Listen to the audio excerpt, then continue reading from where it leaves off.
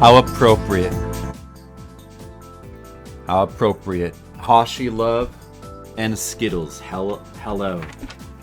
Welcome back to Weird.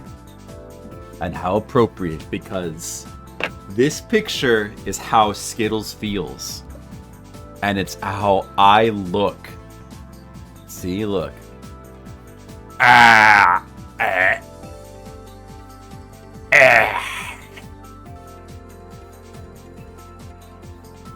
See? It's how I look. It's how I look and it's how you feel. So, hey, they say a picture's worth 1,000 words. I believe that face was worth...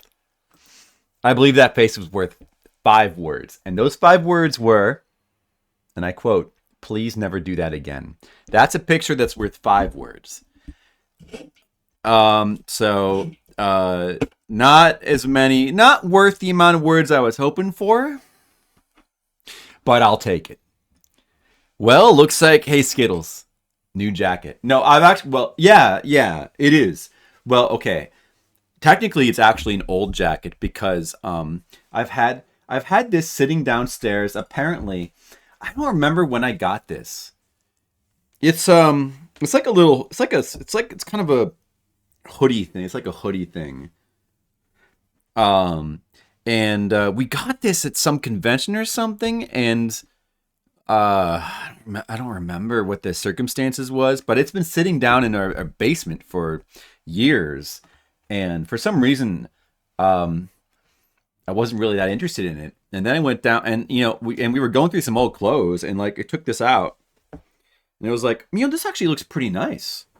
And the hoodie that I had been wearing, it's like a Dark Souls hoodie. I got it for my birthday a bunch of years ago. It's like that's all raggedy now. Like, this is so much nicer than it also, yeah, it does fit me better. Yeah, it fits me pretty perfectly. Although I think at the time I might have got this before I lost weight. It might have been that long ago. Maybe that's why I was never interested in wearing it. But like now it fits me perfectly. It's actually pretty nice. Kind of similar to the Dark Souls hoodie I was wearing. This is just like, I don't know, some generic fantasy pattern or something. But it's pretty nice. It's actually warmer too. It's actually warmer. It's got this like nice lining on the inside. And I needed to get a new hoodie anyway, but now I don't have to. Oh, by the way, since we are re-entering the times of weird, I decided to treat myself a little bit. I need just to give myself a little something to pick me up, something to, just a little extra something to start the stream out today. Good old fashioned peanut butter toast, just the way you guys like it. Peanut buttery and toasty and good. And I am going to eat this right now. Watch.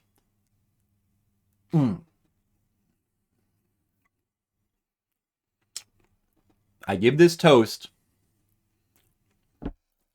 out of 10.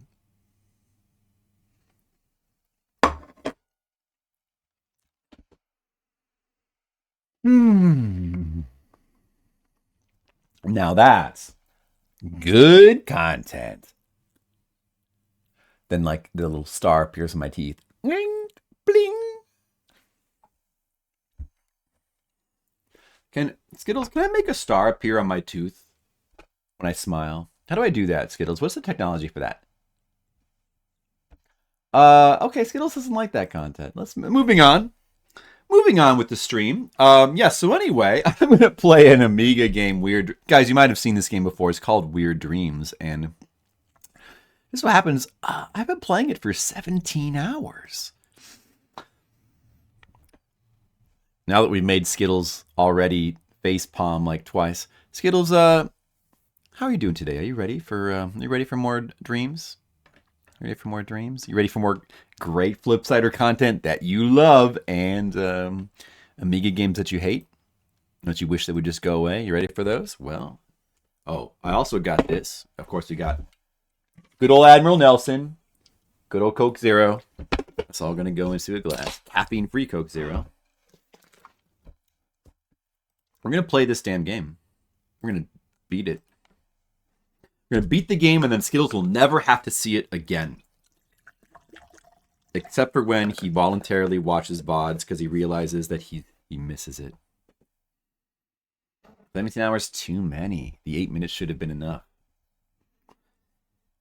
It was enough to know I needed to play another 17 hours, Skittles. Oh yeah, he's rooting for me. Red Mages, what's up? Welcome back. RPG gaming has been completed for now, and we're now going back to hardcore, ridiculous, just stupid, ridiculous, sadistic, silly Amiga games that should not be played by humans, but we're gonna play them. 70 hours of weird dreams. That's, you know why? Because this game's impossible. And also, there's been some save state practice as well. Probably not enough. All right, I'm pouring my little rum and coke. The rum and coke has been prepared. I'm gonna need it. Forgot garbage and dog shit. No, I didn't forget them. I knew, Skittles, that you would mention them. So I decided to leave that to you. I don't want to step on your toes, Skittles. I know you got you got your contribution to the stream and I have mine. We all have our part to play. You're on the flip side of experience. Red Mages is here to convey anger.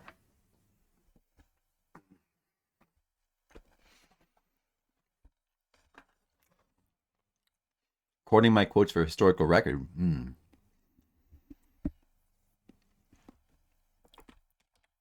Historical record. Reco. Oh, I cracked the code. I think that's it. Got it. Cotton candy Faygo. What? And vodka? That sounds like what is known on the internet as a joke. Skittles, what do you think is worse? Playing Weird Dreams for 17 hours or drinking cotton candy Faygo and vodka? You've been troubled by dreams. Let me ask you a question first, World. Have you been troubled by these weird dreams for 17 hours or so? Can I help you? Well, my recommendation is get a healthy dose of save state practice for those dreams. Oh, here we are again, guys. All right, now how do I play this game again? Get the cotton candy. And try not to die, as usual. There it goes. And we're not getting enough, so we're going to have to... Oh, no, wait a second. Oh, shoot. No, I can't. If I turn around and jump right now... Okay. Oh, no, I'm dead. Well, no, dude, that sucks. I got the 5 pieces. No, we'll wait. Let's try to get more pieces. I'm going to go... Okay, I got up with 5 pieces. All right, good. Good start. Timer. Thanks for reminding me, guys. I could start that timer. What do I do without you guys? It is definitely not. Wow, you like that, huh, Red Mages? Cotton candy soda with vodka? Even with or without vodka? I don't know about the cotton candy soda. Like, I gotta be honest. I'm not sure I would like that. Are you seeing Patel? Hold on a second. I gotta freaking pay attention to the goddamn game. Quickly put these 3 pieces down. We got just enough time. And that should now buy us a lot of time. Let's try to play the goddamn game, Ben. Shit, I hope I didn't forget what button it was. Get out. There he goes. And we stopped on the right pixel. This should be good. We got the orb. Got it. Good. There. Look at that. Great start. Great start. We got all 5 pieces of cotton candy. We got the B right away. Great start. Great start. Maybe we're going to beat the game right now. Skittles would be so happy if this game was crushed right now. First World. I don't know what to tell you, but you can do it. First World. I'm going to now encourage you with my words. You can do it. By the honor of my peanut butter toast, I believe in you. Now I'm going to go to a garden and I'm going to get an evil soccer ball. I'm going to claim it from a demon girl. And I recommend you do the same thing. Flip, the timer is either not running or wake up, idiot. I think I remember when you first put that in, you didn't have the idiot, and I insisted, no, it's got to be wake up, idiot. Remember that, Skittles? Good thing that we fixed that. Like is generous. How do you? Yeah, so you're trying it. Were you like, I don't know about this. We better put some vodka in. Is the vodka making it palatable? Is the mic extra loud? It shouldn't be. Hold on a second. I can pause. Okay, it's good that I can pause. No, because it shouldn't be because it's this. Like I had it. I might be just talking close to it. I had it at 100%. It's been at 100% like the last 2 weeks. With like the changed microphone settings, it was about how it usually was. It shouldn't be a lot of it. It shouldn't be too loud. The only thing it could possibly do would like be to turn itself down. It can't turn itself above 100%. I might be hopped up in peanut butter though.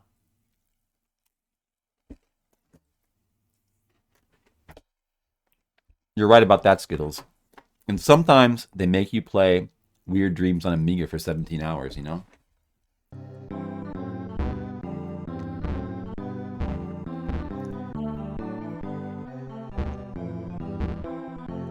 Alright, let's see here. That's 3. Now that's not what I would have expected Red Mages. But I guess it's a good thing you tried it. Alright, let it be known, Red Mages says cotton candy soda, Fago, specifically, and a vodka combination is good. Well, sounds a little sugary to me, to be honest. I don't really like sugary soda anymore. I'm not a big fan of that anymore. Can't really do that. But something to keep in mind. That's... Alright. Really? Look at this. So we've completed the garden and we made it to the piano with all of our lives.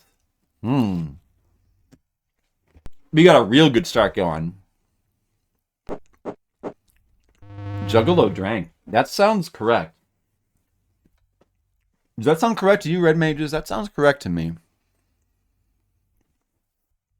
I gotta focus here.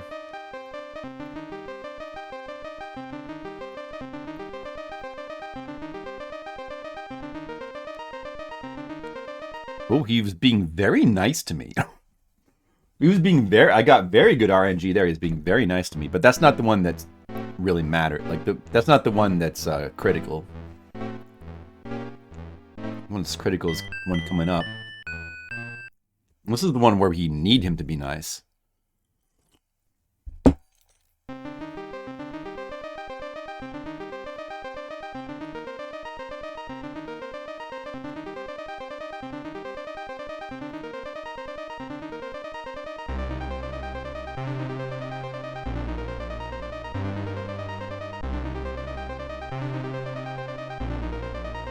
Oh!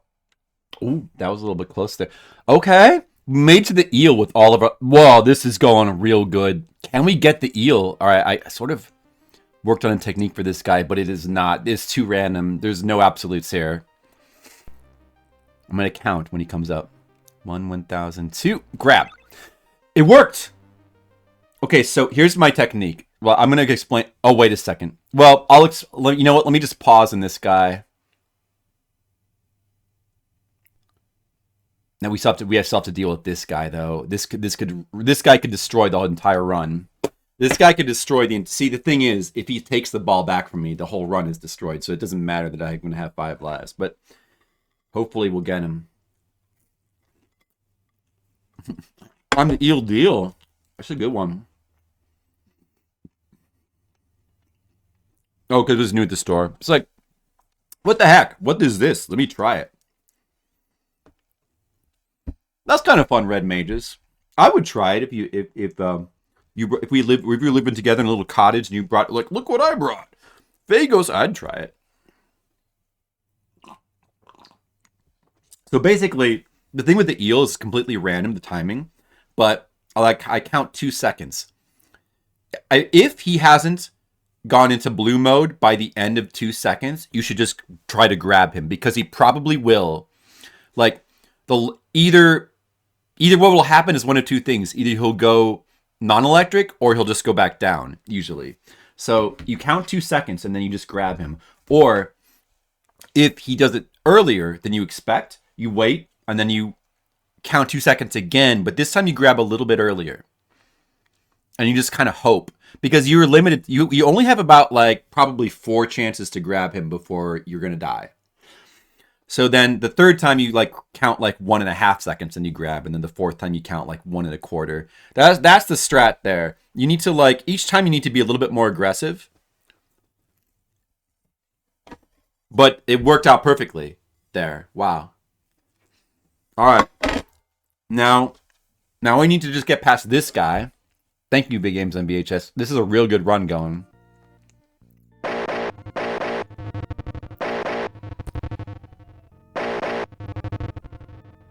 Just pray he doesn't get a lucky hit in. Alright, I'm gonna go for it. Oh! No, wait a minute. Wait a minute. I think that was a double KO. If it's a double KO, it's okay. Oh, were you checking out that Geppy? Yeah, I saw McCup playing that as well. Oh, okay. So that was not so bad. That was a double KO. The double KO means I do lose a life, but he doesn't take my... Notice I still have my marble. So we don't have to go get it back. If he had killed me and taken the marble back, we would have had to do the cotton candy and probably the piano all over again. And that's extremely bad. But... we still have 4 lives. It's not a perfect run now, but it is a very good run. 4 lives for the desert. Now, if we can just have a good desert, we could theoretically beat the game right now. If we could just have a good desert. I haven't lost my marbles yet. Like Excel Saga humor. I don't know about that. It was very, very entertaining. Like, I was watching that and I was thinking, oh my god, I had to write that game down on my list. You know, I've actually seen that before. Do you remember that game, Red Mages? I'm pretty sure that TMR did that on RGG at some point. Because I know I've seen that before. That Geppy game. But that game that game is so entertaining. I gotta play that.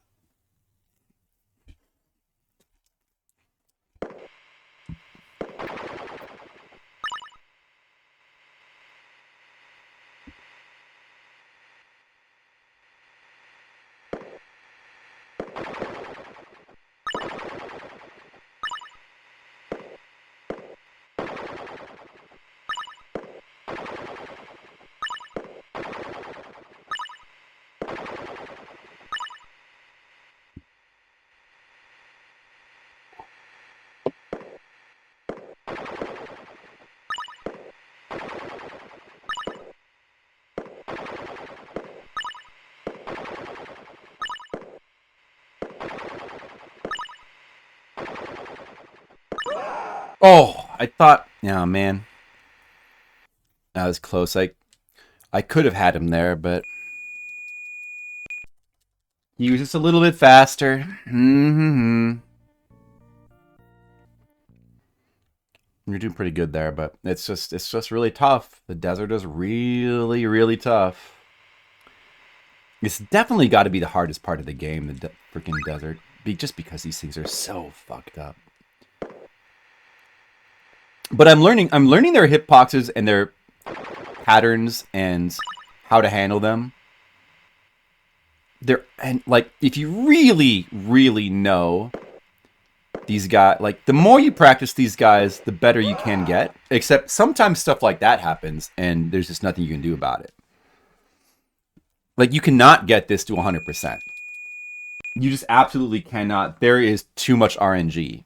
But You can get it to, I think you could maybe, if you're like really, really good at this, maybe you could get this desert to like 50%. I could see that. Like being able to actually complete this desert like 50% of the time, I think that's doable, which would be more than enough to beat the game. I don't think I'm at 50% though, but I'm getting better. I'm getting a little bit more. Like, I think I'm starting to feel like I have a realistic chance of completing this desert every time I get here.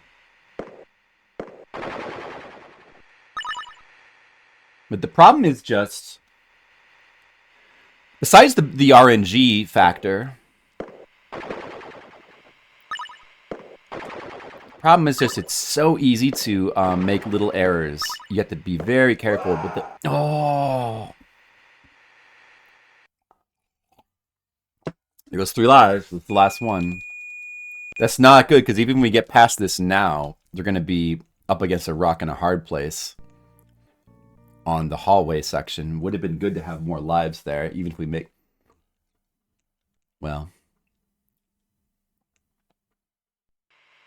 Yeah, I mean, like, aside from, you know, First World, aside from the fact that this game is, like, programmed in a ridiculous way, and it's, like, way too impossible, the game is really cool. I like the game a lot. I like the presentation, and I like the weirdness of it, and I like its... Like, the graphics are really cool. The atmosphere of this game is cool. It's too bad that it's a game that, like, more people won't really be able to experience. Well, that was bad luck too. The flip factor. Well, then, you know, that's gonna happen sometime. That desert, it chewed up all our lives. Desert is fucked up. The desert is just fucked up mechanics. Now, like a couple of those deaths there was nothing I could do. Like if you're just the safest thing to do is just swing, do the upswing, and just keep holding the D-pad down, and just hope that the enemies wreck themselves in your wall of swinging fish. That's like the best thing you can do. If they just somehow slip past it, well, it's just, you know, it's just not your day. There's like nothing else you can do. There's no safer way to handle them, quite frankly.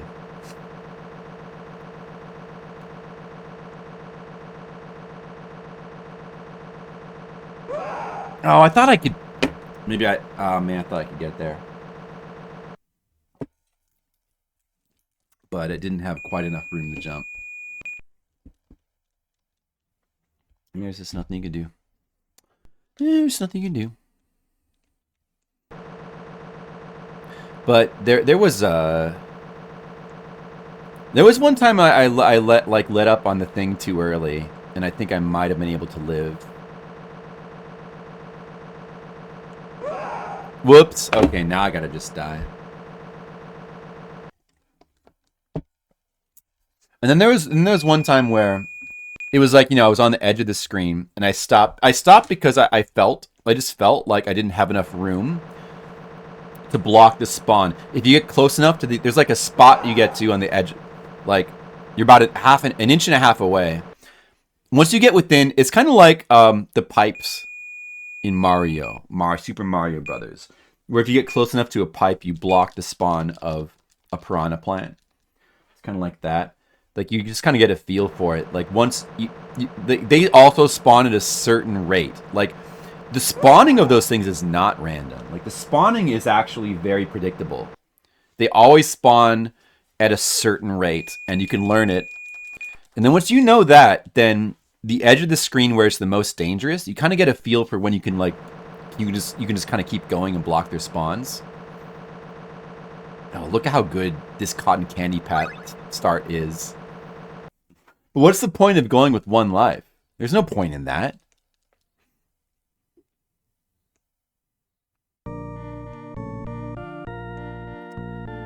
Yes, like, Mr. Leo, hello.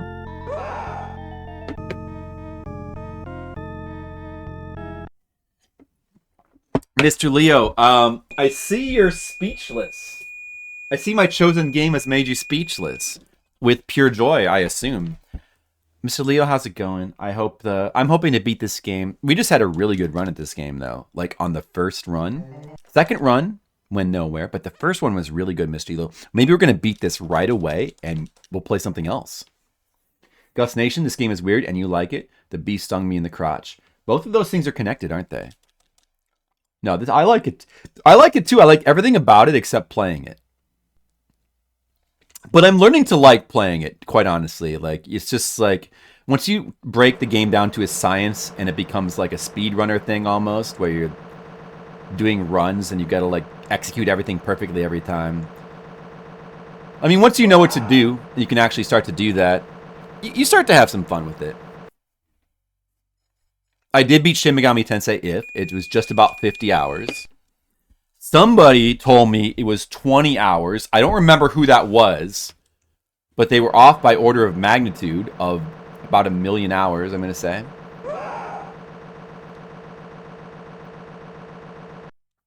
I don't think it's going to be another 20 hours to beat this game. I really don't.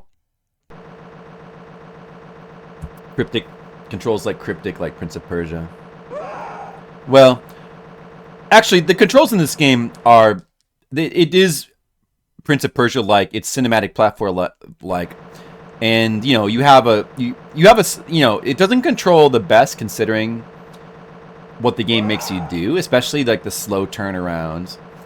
But the controls aren't really the problem with this game. It's more the programming. I would say specifically it's like the programming, like hitboxes and stuff are just... Like, it's just programmed extremely strict and like it's programmed in a way that is like really silly. You know, like most games, if you're jumping to grab a fish, if your hand is anywhere near the fish, most games will just let you have the fish. But this game, your hand has got to be like right on the fish when you press the button or you don't get it. Stuff like that. And then like you're attacking the flowers. You can't just attack the flowers and have the stick hit them. You have to hit them with like a certain part of a stick at a certain range. And then if it's the wrong range, then the flowers can... Even if you can't hit them, they can bite your hand. That's...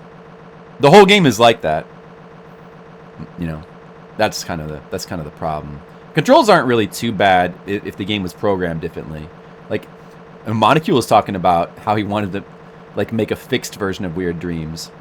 If you wanted to fix this game, what you would have to do is you'd have to fix hitboxes. I think mainly you just have to fix hitboxes. I don't know how you go about doing that as a programmer.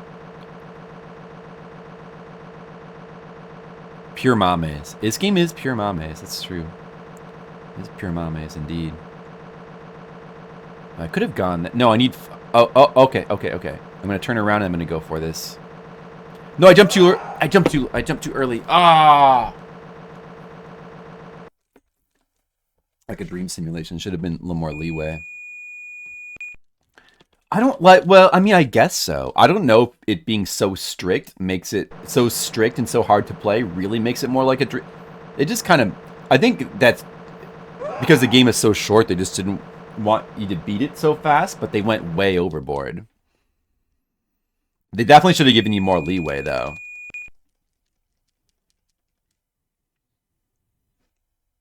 I mean, except for, I guess, in the sense that, you know, maybe it's just like, oh, the game is so hard to play, it makes no sense. Kind of just like how dreams don't make sense. It's kind of like how dreams don't make sense. So we decided to make the hitboxes not make sense. The game is dreamlike, you know what I'm saying, man?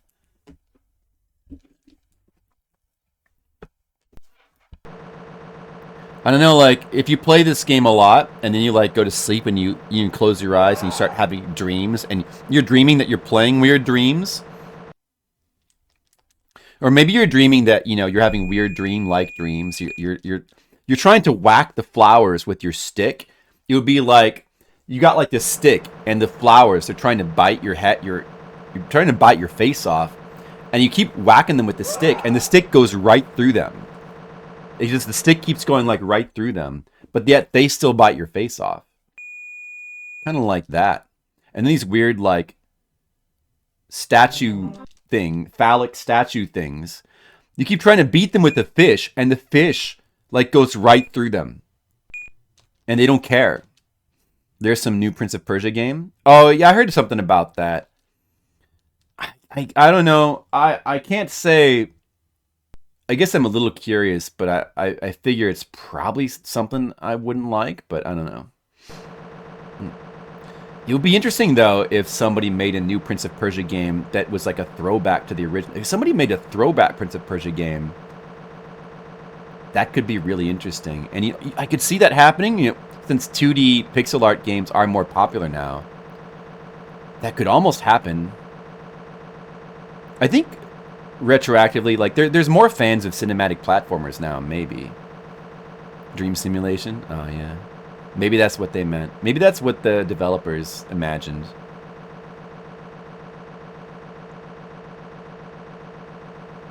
Through mud when you walk? Something is limiting you. Do you feel like your hitboxes aren't working in your dreams sometimes, Skittles? The 3D Prince of Persia games? I haven't tried any of them. I guess I should try Sands of Time one of these days. I guess I should try that. That's the one that everybody loves. I'm curious to try the original 3D Prince of Persia as well.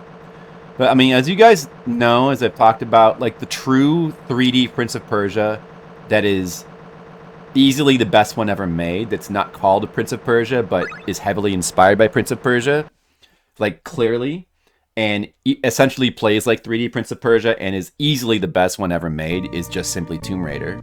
Tomb Raider 1. It's very, very heavily inspired by Prince of Persia. It's very Metroid-like. In what sense? Just that it has exploration? Or what?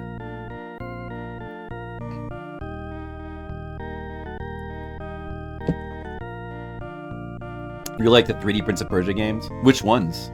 Sands of Time? Or did you like that original one? That I think a lot of people didn't really like that original 3D Prince of Persia, but I think maybe a lot of people didn't try it.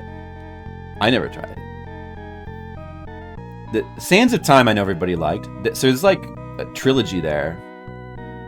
Like Sands of Time, Warrior Within, and shit! What? No! No, I was on the wrong pixel.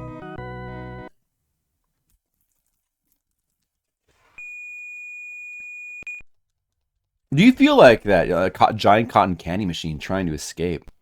What would it would probably not feel good to be in a giant cotton candy machine trying to escape. That would probably not feel good at all, Skittles. You just get spun into like cotton candy cocoon. You liked all three? I don't know. I mean, yeah, I don't know. Like, well, the other ones I've heard and read mixed things. The only one that people seem to universally like is Sands of Time, so I suppose I should try that one. But I guess I'm curious about the others. There's actually a bunch of them, surprisingly. It's like a whole bunch. 2D side-scrolling platforming backtracking. So it is 2D. Is it 2.5D, like with 3D, or is it actual pixel? If it was pixel graphics, I get a little bit more interested. If it's like 3D, 2.5D, you know, a little less interested.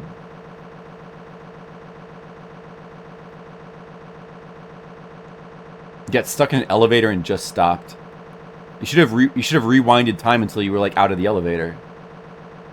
I don't know. I don't know how it works. I just know that you can rewind time in that game. You're in a spinning cotton candy machine, literally. I don't believe you, Red Mages. I don't think that it's possible to have internet hooked up inside a spinning cotton candy machine. I think you're lying to me. 2.5D? Yeah. I don't like that so much. Yeah, no, that's not quite as cool. It's an Ubisoft game. It probably doesn't have good music. I don't trust it. I don't know. Ubisoft, there's no way that's gonna be good.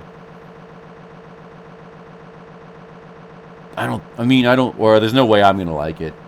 There's no way. There's no possible way I could like that. No, it can't be.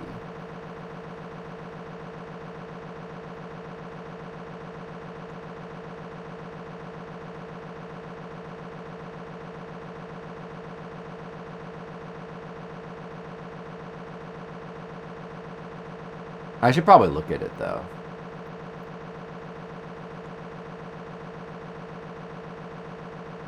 Stupid cotton candy. Hurry up and stick to me.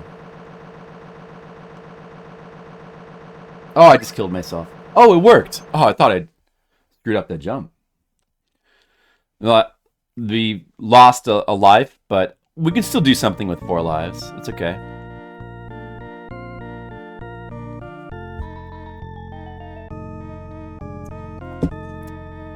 That's all right, guys. I'm gonna put in like a solid 4 or 5 hours into this game tonight. I'm gonna put some solid attempts in.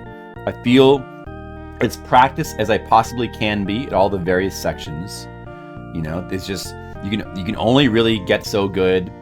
You only do so much. You just have to accept the randomness, and we just got to keep grinding attempts. And you know, I had a really good attempt at the start of the stream. The desert just put a stop to us, but I believe it can be done. I just need to keep grinding until I get that one really good attempt.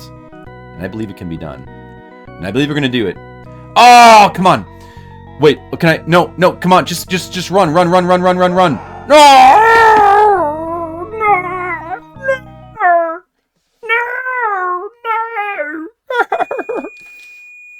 Again, I stopped in like the wrong pixel there, and like he bent down to pick it up. Notice he didn't grab it because he's like just on the wrong pixel. Dude, what?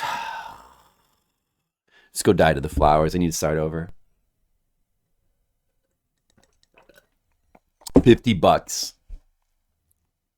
So when you say like it's Metroid style, does it have like? Does it look like it's? Did they make it like all one giant map? Is it one giant map, like interconnected? And does it like have a map screen that the Super Metroid style with the little squares all connected to each other?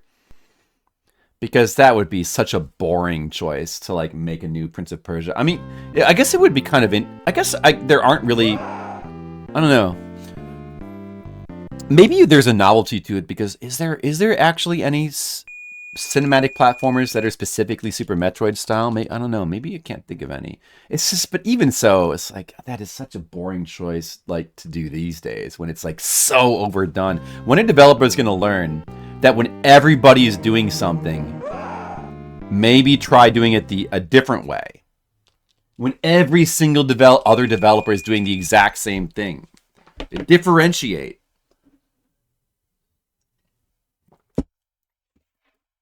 No, they got to follow the dogma. Well, that's just how things are done. You must make it the same way. Graphical remaster of the original Prince of Persia.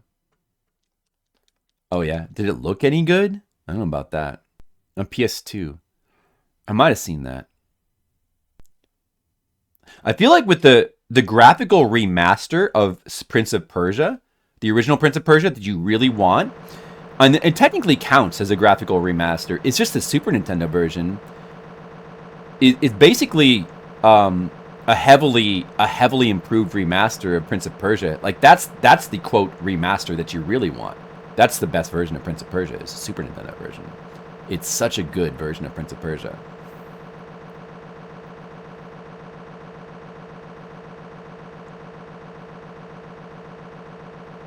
That's what you heard? Yeah, well, I mean, it would be entirely too predictable if that... Like, of course, it's entirely too believable, unfortunately, because that's how modern games are, but it would not be a good choice, I don't think. They said Hollow Knight-like? That's... Yeah, because that game's... Yeah, well, that's unfortunately very believable. Whoops. Damn it. It's not a cinematic It's not even a cinematic platformer. So they're just ripping off. They're just taking Prince of Persia and just like making a generic platformer, just a generic modern platformer, but they're labeling it as Prince of Persia. Well, that is lame. I kind of want to look at it. It sounds bad. That's so 2020s of them. But of course, Ubisoft would do that. Yeah.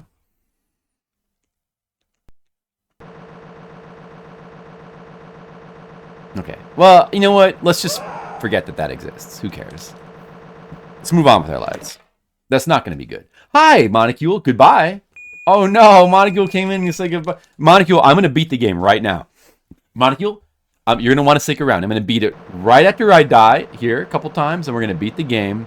It's going to be over, and we're going to play a different game. And it's going to be so great, Monocule. We're all going to rejoice. Doesn't look bad, but looks really generic. Like, that's, to me, generic equals really bad, so. No thanks. Like, there's about 1 billion generic Metroid clones out there. Just skip them. Goodbye. Monocule. Good to see you. Thank you for braving this stream. Thank you for coming here, even though I know that this game is nails on the mono chalkboard. And Monocule, I'm gonna try really hard to beat this game for you. So that way you don't have to see it anymore. I'm trying really, and Mr. Leo also wants to see that. Skittles. Everybody wants this game to be over. You like my coat? Hey, thanks. It's pretty, yeah, I just started wearing this last couple of weeks. I explained it before, but I'll explain again real briefly. This jacket, it's like new to me, but technically it's actually old because it's been sitting in our basement for years. And I don't know. I suppose when I got this originally, I was heavier then, so like it didn't fit or something, and I had no interest in wearing it, but we were going through stuff in the basement, and I was like, oh, you know what? This actually looks really nice, and I need a new hoodie. So now I'm wearing this, and you know what?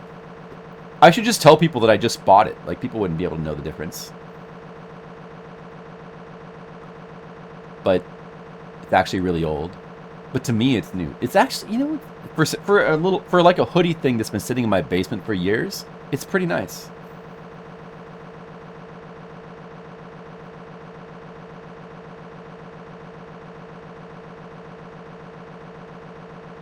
Should I go for it here? I'm probably gonna die. Oh, it went right through me. Well, whatever. That's better than dying. Red Mages doesn't want it to be over. Whatever the hell that means. Well, Red Mages, I don't think you have to worry too much. I think you're the one who's more likely to get your wish. Luckily, Red Mages, this game will brutalize me. And this game is on your side, Red Mages. It wants to brutalize me. It wants to destroy me. Because it wants to keep the weird dreams going. You feel like you're basically weirded out enough? Yeah, I mean, after seeing this game for 17 hours, and you guys have almost seen all of the content, you haven't seen the final boss yet. It'll be exciting. Maybe some of you haven't seen the evil chicken, because they've only gotten to the hallway one time. I don't know if you've all... But you've seen most of the content, and you've seen all this stuff over and over again. You don't need to see this anymore. That's why I should just beat the game. I should just beat it now. Wouldn't that be better if I just beat the game? You're right. I'm going to do it. Damn it, Cotton Candy. Stick to me. Stupid Cotton Candy. Jump. What? Don't turn around? Like Ace of Base said, don't turn around. Don't turn around. Oh, that was a bad jump. All right, we kill ourselves now.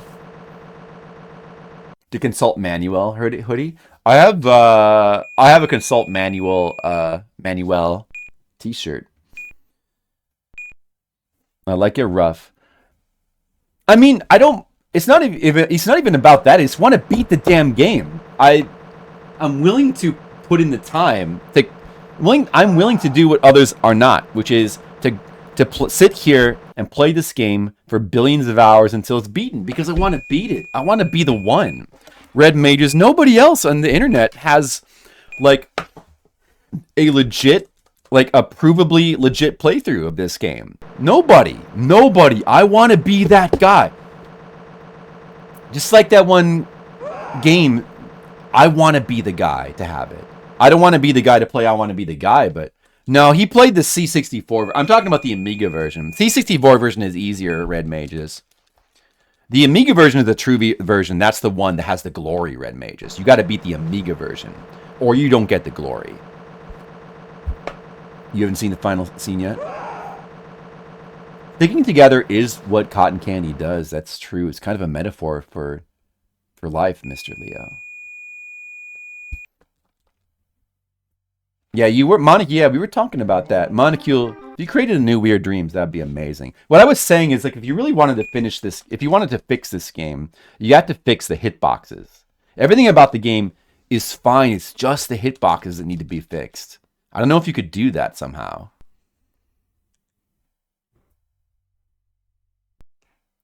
No, not at the extent of my loyal. No, I'm counting on your loyalty to make you stick to me like cotton candy, Monicule.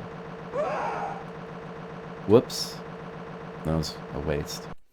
Does C64 version have any content differences? Yes. The graphics are like much worse. You guys want to take a look at that real quick? Here, we can look at that while I'm just dying in this stupid section. I think it should be on YouTube. Let's see. This is the version that TMR played for this Mania. It's just not good enough to be worth beating and bragging about. All right, looks like this. It doesn't have like the music. Oh, well, it does. It sounds like this is the C64 version. I mean, you know, like apparently it's much easier, but it's like really ghetto with the presentation. It just doesn't have the. Oh, the music is very sharp music. This is what it looks like. Good night. See you tomorrow. Look at these guys. Look at these guys. Hey, this is a good thing to do while I'm waiting to die in Weird Dreams. Get him. It's probably way more fair. Those guys take less hits too in the C64 version. Yeah, I don't know. It looked the same to you? The presentation is much better in this version.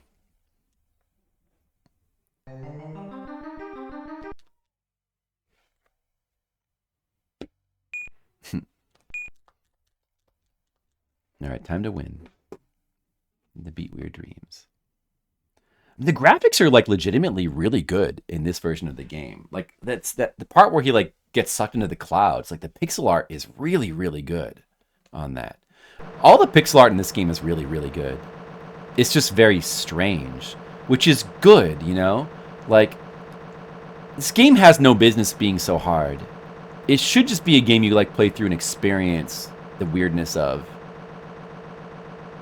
There's not really much point in it being such a ridiculously hard challenge game. Damn it. I do like the head explosion animation. As I said before, it reminds me of like the kind of claymation the shock claymation effects of like 80s movies like Pee-wee Herman's Big Adventure and like Beetlejuice. No, oh no. Oh, okay, luckily okay, that was lucky because I got some cotton candy that fell off just as I jumped, but then more stuck on me just as I went up, so we have enough. Oh yeah, Total Recall, I guess, kind of has stuff like that too. Although that's early 90s, I think. But yeah, which would have been after this game. This game is 89. But I'm sure that like it, you know, it reminds me of like the Large Marge, like crazy claymation head effect on in Pee-wee's Big Adventure.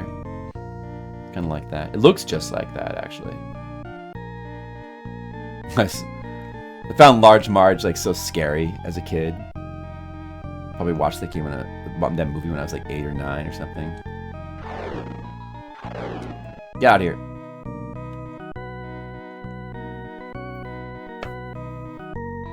Alright. Finally another good attempt is going. Another good attempt. Now we're got the garden with all our lives. Yeah. Pee-wee's Big Adventure is an amazing movie, though. Like it's such a great movie. Hopefully, you guys have all seen it. It's such an entertaining, very funny, like very just cool, weird movie. Like one of the best Danny Elfman scores, movie scores of all time. So when that happens, you just back up and then try again. You need to get them as they're coming up. Once they fully grow and they start having like gnashing at you with their teeth like that, you gotta back. You can't safely hit them in. There's like there's no spacing where you can safely hit them. You just have to back up. And also it's dangerous to be really close to them and try to attack is also dangerous. Once you know the technique for those roses, not a big deal. What's wrong with the C64 version? Just the graphics, like the graphics and sound. It just can't do justice to how this game looks in this version. The DOS version does look... The graphics look almost exactly like this in the DOS version, but I believe it's missing the sound.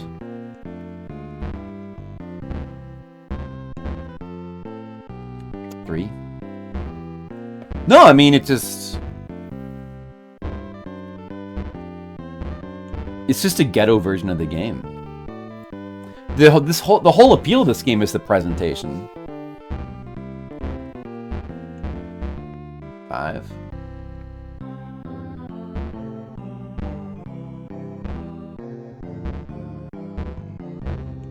Six.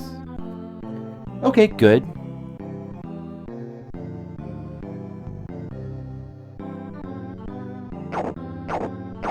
Maybe I'll play through it sometime.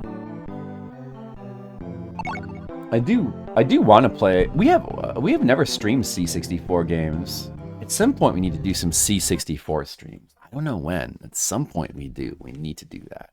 A lot of interesting C64 games out there. All right, let's see if we can get really lucky in the piano this time. And last time I got really lucky. We got through the piano with no deaths. Like on the first run of tonight.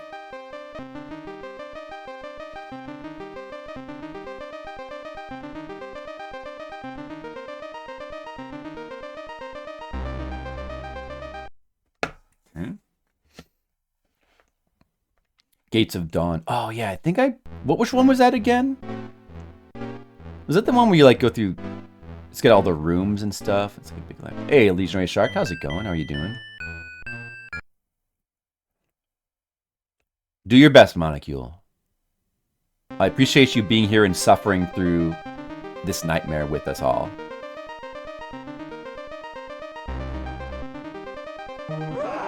Whoops, damn it. I reacted just a tiny bit slow there. Cauldron. Which one is that again? Yeah, when we do... I don't know C64 games that well.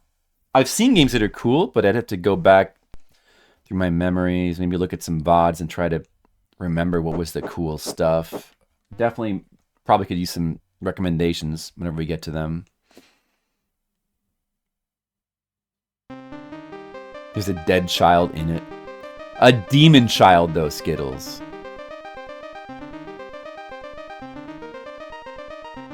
And she's probably still alive because she's a demonic force. Also, the soccer ball is like a monster, and it's filled with guts.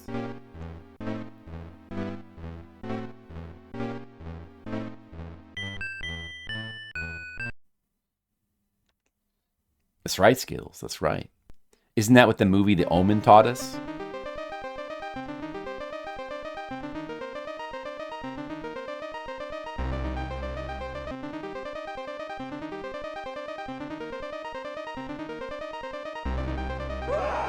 Oh, man. Reverse atoll emote. I have to let them, yeah. I guess there's no way to reverse emotes, huh? Oh, the Twitch should have a way to reverse emotes, actually, or to flip them at least. That would be cool. It should be like a built-in feature. Maybe cost channel points or something. Roar! Hoshi Love is kind of like... Roar!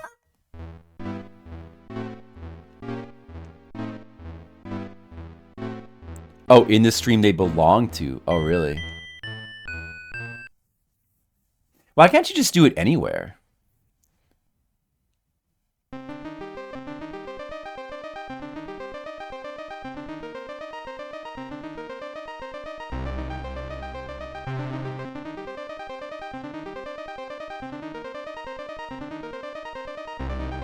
He's being very aggressive now.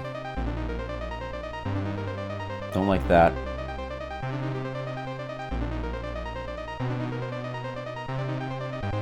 Stop it. No! An emote of disapproval. Well, there's good old come on, bruh, Monocule. Get the somewhat more uncommon mono, bruh. Hashi Love loves that death screen. Where? Where?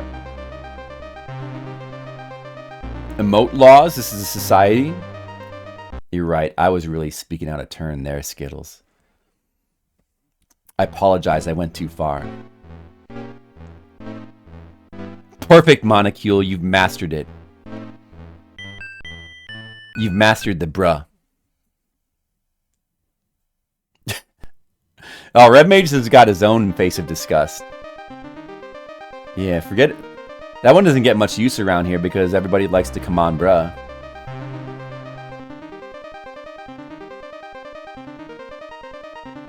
Oh, you son of a bitch.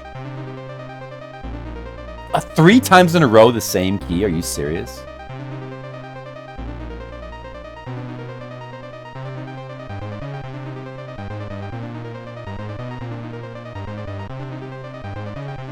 Come on now. Alright, the eel. You are a special snowflake, Red Mages. Everyone be careful not to melt Red Mages. He's a special snowflake. Don't give him too much heat. 1, 1,000, 2, 1.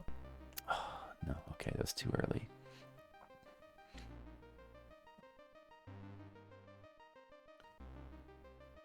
One, 1,000, 2.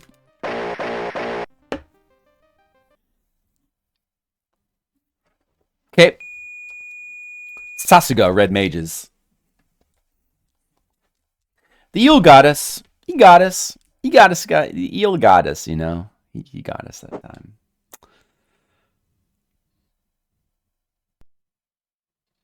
Or on an anime, Hunter x Hunter, 10. Hunter x Hunter's a 10. It's extremely good. That's my rating.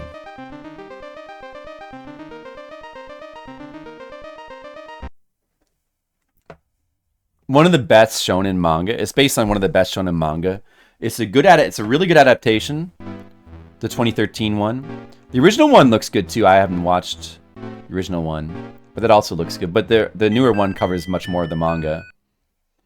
The story is unfinished, but the anime, where it ends, it does end at a good spot that feels satisfying enough. So even though the manga is unfinished, the ending isn't really a problem, I'd say. I mean, we can always hopefully the manga will be finished. Like the manga better. The anime has got some advantages because, you know, the manga, the guy who does it, he's got a lot of health problems, and the manga has some spots that are like really, really rushed. So that because of that, the anime does have its advantages. I think the adaptation is really good. Well, you're always going to get like more detail from a manga, though. I think the original one might be really good. The original anime. I think it might have like a really cool soundtrack. I want to go through and watch that one at some point. I mean, from what I saw, it seemed like it had really cool music. All right, got it. I just guessed there. Greed Island is Cheeks in the original.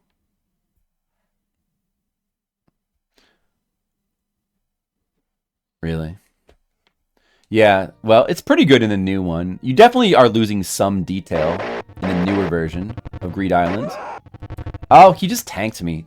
He just tanked me there. There's nothing I could do about that. Well, yeah, we only had 1 life left anyway. Couldn't make it to the desert that time. You're more of Yu Yu Hakusho? Well, they're both really good. You know, Yu Yu Hakusho, the thing about Yu Yu Hakusho, in my opinion, the manga of Yu Yu Hakusho it's good, but it's not great. I feel like the anime adaptation of Yu Yu Hakusho is like extremely good it's one of the best anime adaptations of anything. Like the soundtrack is incredible for Yu Yu Hakusho. It's an absolutely incredible soundtrack. Like it might be it's up there as like one of the best soundtracks in a shonen anime. And it's a really, really watchable show. It's a really good adaptation. Both the anime and the manga have the sort of the problem of the last arc feeling rushed, but it doesn't really matter which one you do in that case. So 110 and some 5s. Well, I mean, I don't know what their numbers were, but I would say 10. Flip side being unfinished. Well, let's hope I don't die of peanut butter toast and rum. Let's hope not.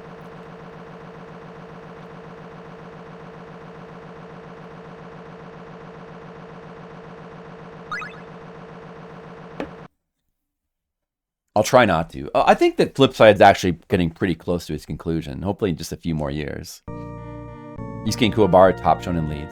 Yeah, Kuwabara is a really, really good character. He's really funny, entertaining character. The English voice acting is not bad in the Yu Yu Hakusho either. Not that it's like anything amazing. For Yu Yu Hakusho, I would definitely say, like, it's a really good show. Definitely watch the anime. Personally, like, the anime is really, really good. But overall, for story and for like I think that Yu Yu Hakusho is a better show. It's a better show, and it's a better manga. It's an overall better property. But in some ways, Yu Yu Hakusho is better. Like its soundtrack and its presentation is just off the charts good. Except, Yu Yu Hakusho doesn't really wrap up that well, because the last arc, just, like I said, kind of feels rushed. But it has certain arcs which are incredible, especially the Dark Tournament. Everybody loves the Dark Tournament. But overall, I think Yu Yu Hakusho, I think Hunter x Hunter is better show. And Yu Yu Hakusho, like, even though Hunter x Hunter the anime is unfinished, it doesn't have the problem as feeling unfinished. I really don't think. I don't think it feels unfinished. Like, where it ends is a good place to end. Whoops, it wasn't supposed to turn around. Damn it. Anyway, they're both really worth watching, though. A jab at Mr. Leo's drawing skills.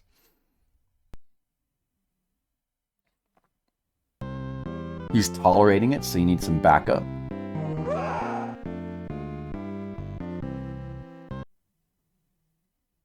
I don't need to draw to do Flip Tendo. That's true. I don't.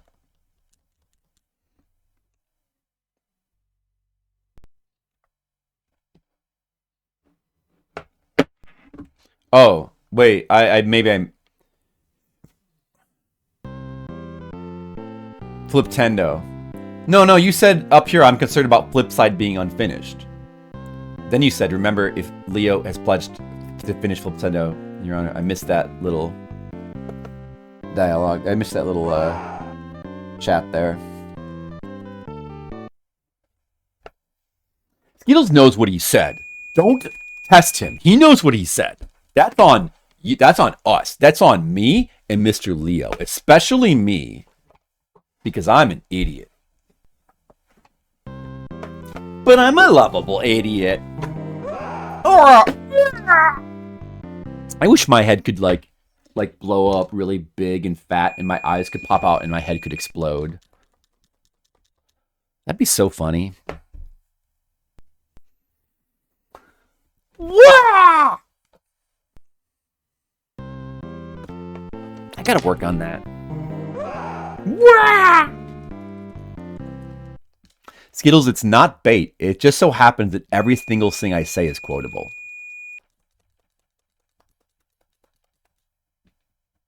My whole existence is bait, Skittles. That's what you don't understand. I don't wish that on you, Flipsider. Well, I do. I want my head to explode. In a funny way, of course. I just think it'd be amusing. Oh, Mr. Leo's got a bait emote. Molecule, your friend, like about Hunter x Hunter? Character development is weak and it's kitty, but he keeps watching it? I don't agree. Compared to what? Yeah, I don't really agree with that. I mean, you know, it starts out more kitty, I guess. And the really good character development really isn't evident maybe until it's not one of those shows where it's like starts bad or anything, but it does start a little bit more generic in the first arc. Although it is still good. But I don't know about Kitty. I mean, everybody's got their own opinions. I wonder what he likes then. I think a lot of people love Hunter x Hunter, though. It's a beloved show.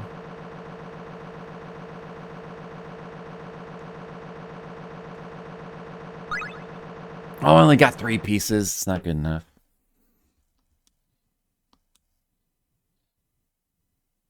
Red Rangers also wants my head to explode. For amusement. What other reason is there? It's in your top 5? Yeah, well, sometimes you never know what people are going to like. Just look at me. I've got all kinds of weird opinions. I even kind of like this game, Monocule. Can you believe that? Oh, what? He's not coming? What the fuck? Alright. Fine. Yeah, exactly, Monocule. Exploding heads are good content, and I just want to provide you guys with good content.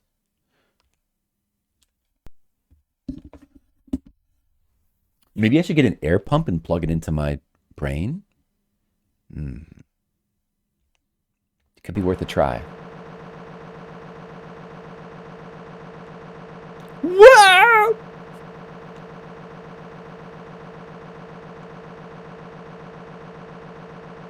A good animated emote. Hint, hint. Oh, Skittles is right about that. That was just stupid to try to go for that. That was just stupid. It was just stupid, Skittles. It was just stupid for me to do that. Skittles, admit it. I was being stupid. Admit it. I know you don't want to admit that. It's true. I made a dumb mistake. And because of that, my head exploded yet again. When is Skittles ever wrong? There was one time back in 1986 where I heard Skittles was wrong. But it's just a rumor and nobody knows if it's true or not. Other than that, nobody's ever reported Skittles being wrong.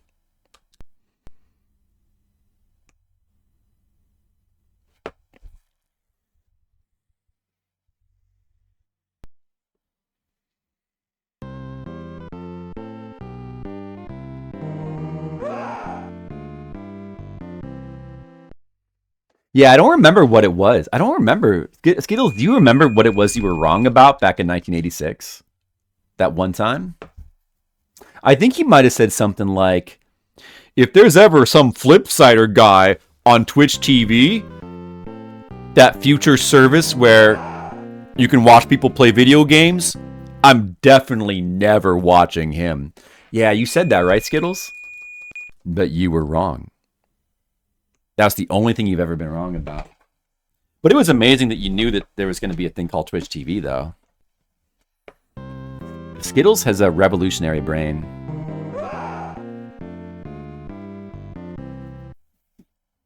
Yeah. His brain should commands the utmost of respect at all times. Right, Skittles?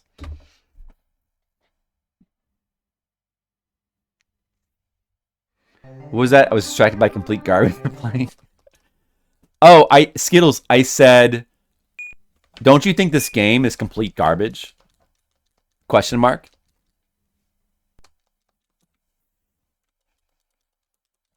But I guess we'll never know the answer. Ah, well. I guess we'll just have to continue playing this really cool game.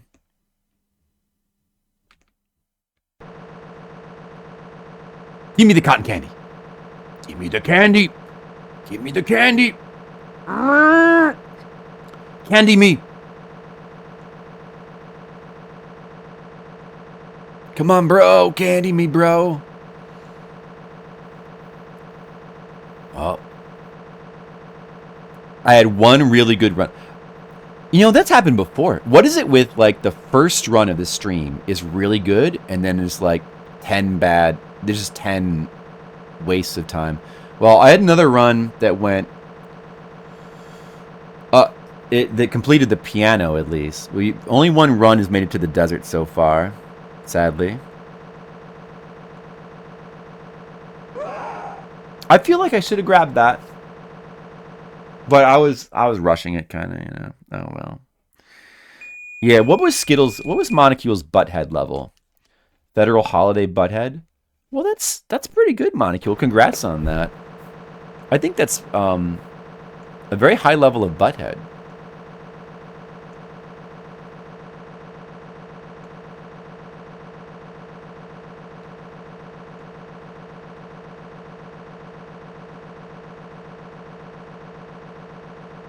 Blow the whistle on the whole stream. No, Skittles, don't do it. Whoops. Alright. That sucks.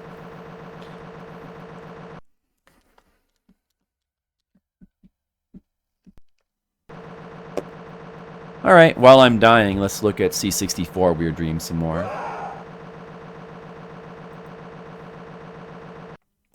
Let's look for the TMR completion of this game. There you go. Guys, remember RGG, Retro Game Gauntlet? What the fuck happened to the screen?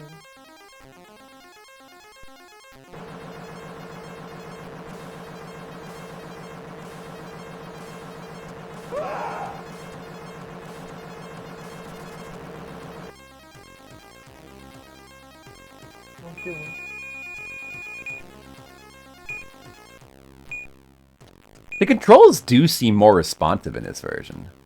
Oh, the music's like different, huh?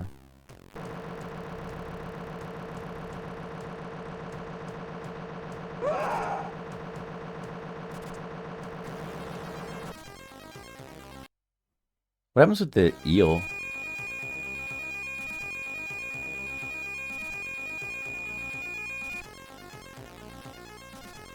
I wonder if it's more consistent in this version.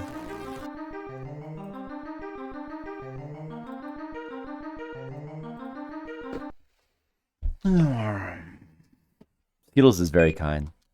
We had a valid quote of, "Hey, Monocule, I need more sperm," and you fools deleted it. You're altering history. Did Back to the Future teach us nothing?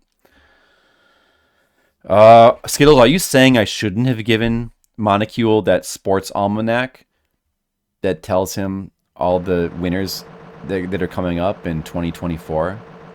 You think that's going to be a problem? I hope that Monocule doesn't create like a lawless land of chaos where he's basically a king and he torments people, because that'd be awkward, you know? You like C64 version better? I don't. It looks alright though, but still. No, I like the way that this game looks and sounds a lot better.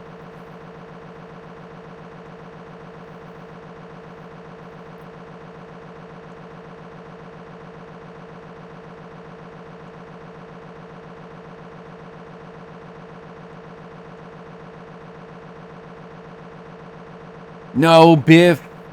Don't turn Flipville into a sleazy mess. Asian Waste, hello. Wasn't history fixed by deleting the almanac? History is ruined for adding it.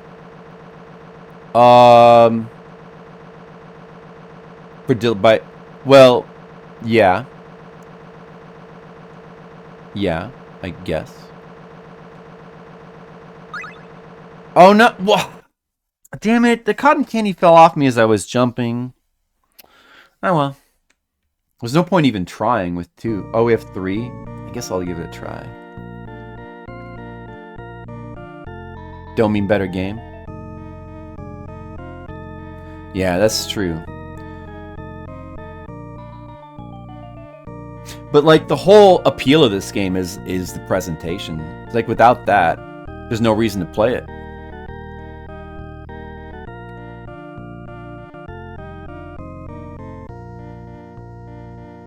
Okay, I give up.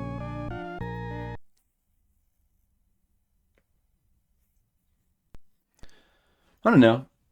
I might. All right, Monocule, you're starting to convince me, Monocule. I'm going to think about it. After I spend all the time it takes to beat this game, maybe we'll play the C64 version of Weird Dreams as well. Monocule, you make a good point. You should give that one a chance. Hey, Colic, how's it going? Monocule is saying we should have even more Weird Dreams in our lives. I think I agree with him. I did. I finished it. It took about 50 hours. It was right about 50 hours to complete SMT if. Right about 50 hours. Just finished it last night around 1 a.m. And now we can do more Weird Dreams. Now we're going to finish Weird Dreams tonight, Colic. Skittles beat Mario Wonder today. Guys, congratulate Skittles. It's a very hard game. Not many people can beat Mario Wonder. It's almost as hard as this. Congrats, Skittles. Tonight, all right. Yes, I feel like it's doable. I feel like I'm within range of doing it. Like, I think it can be done. I think I know this game. We just need to get that good run, and it's gonna happen. It's gonna happen tonight, maybe. I can feel it.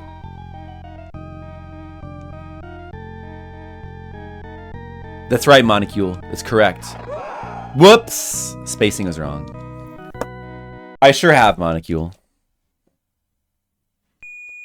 Well, partially that, and partially just the fact, the glory of being the one to defeat.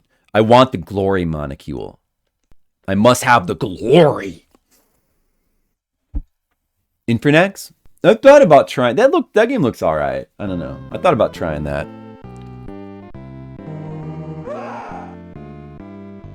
The red stars. The red stars. Try to beat it again tonight for another ending. I wonder how Skittles did it. Skittles, how did you do it? How were you able to beat a game like Mario Wonder? Like, I've heard that's like Battletoads hard. I want to play Mario Wonder. I need to borrow it from my nephew. My nephew's been playing it. He's like learning how to play. He's getting better at Mario all the time. He's still only 7, although almost 8. But it looks like he's doing pretty good in Mario Wonder. It's a good game. It's a good game for his skill level. You just weren't feeling this one. It's a good game. More of a you problem. No, I don't know. Like, it looks very creative, but I don't know. From my perspective, the problem with something like Mario Wonder, which like clearly is designed, like it seems tailored to younger people, and it's like really easy. It's just a waste. If it's not challenging enough, no matter how clever the levels are, you just don't get a satisfaction out of it, I feel. Now, I mean, I know that Skittles doesn't, obviously he's not exactly, a conquester of games like I am, so he doesn't necessarily care about, I mean, some people don't care about challenges much, but still, if a game's too easy, I think it affects people. If a game is just too easy, and you just don't feel any kind of challenge, I think even if you don't think you're looking for it, I think it mentally affects many people, probably. Because, I don't know, like, it should, like, on paper, everything about that game looks amazing.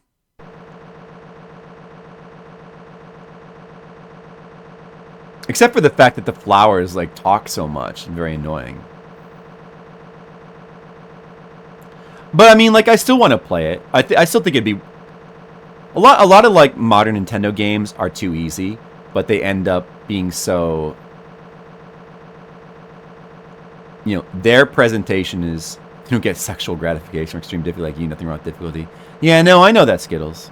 But that doesn't mean that you get no satisfaction from it whatsoever. Just because you don't get sexual gratification from it like I do doesn't mean that you don't get any satisfaction.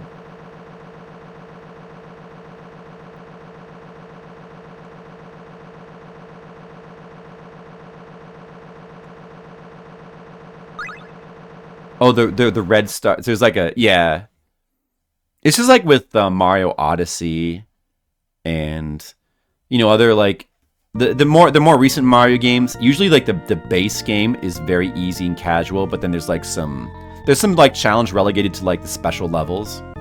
I still find that the problem with that, like, it's cool and all, but the problem is, like, when you're playing through the normal levels and you're just kind of like, it's just mind numbing. You're just kind of like, you know, just going through the motions of playing through them because you don't have to think very hard.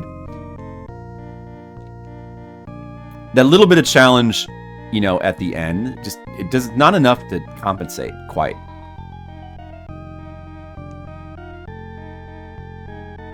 Mario Galaxy.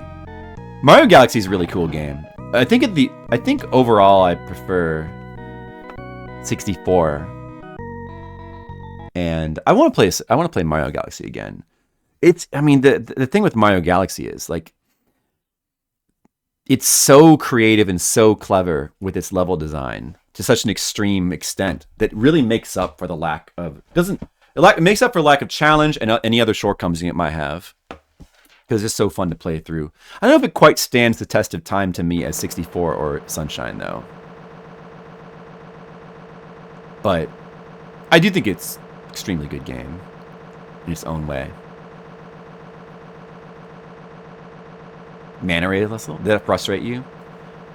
I don't really recall anything frustrating me in Mario. Obviously, I have a higher threshold, but I mean, I recall there being like a few challenging things, mostly just like stuff relegated to like the end of the game. It's like with, you know, other stuff. The manta ray, I do vaguely remember a manta ray level. I don't remember being frustrated. I don't know. I don't really remember it that well. It's been a long time.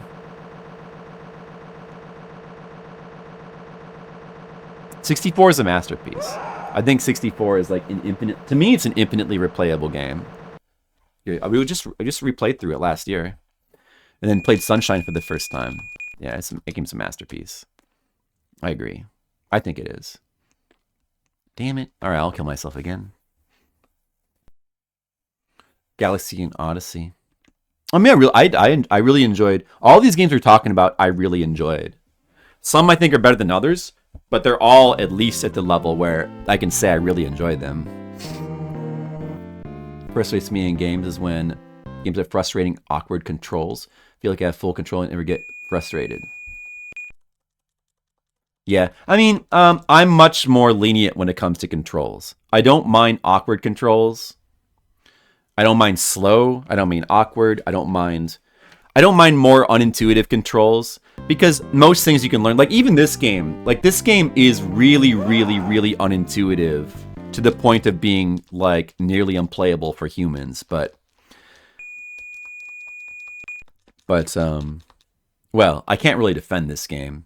But like, I didn't say that I'm not to defend it, but like my point is, even this game, I forgot what my point was halfway through talking. My point was that like even this game you can learn to play. So like anything you can learn to play, like it's just a question of like some things are more intuitive than others. I think, you know, it's like some games, especially Nintendo crafted games, you can just like start playing and you don't have to learn them. Like you just intuitively know how to play and what to do. There's very little learning process with the controls. And what I want to say is, like, I don't mind games that have more of a learning process. A lot of times it's worth it. It just depends on what the game is trying to do. Like games having a variety of different control schemes, like it kind of depends on what it's doing, but it can be worth it to have more unintuitive controls, I think. You know, not everything should control like Mega Man, because that's boring. How was Sunshine? You only played it for more. I thought it was, you know, so yeah, first I just played Sunshine for the first time last year. I was really impressed by it. You know, Sunshine, it does have faults, and the thing that people, you know, it has way too many collectibles. Like went overboard with the collectibles, especially if you're trying to get 100%. If you don't care about 100%, it doesn't really matter. But if you're trying to get 100%, it's going to be really, really hard. Still, like, there's a lot of cleverness to it. Hey, Zadamuni, what's up? Everything should control like Symphony of the Night. That would be so boring if everything controlled like Symphony of the Night.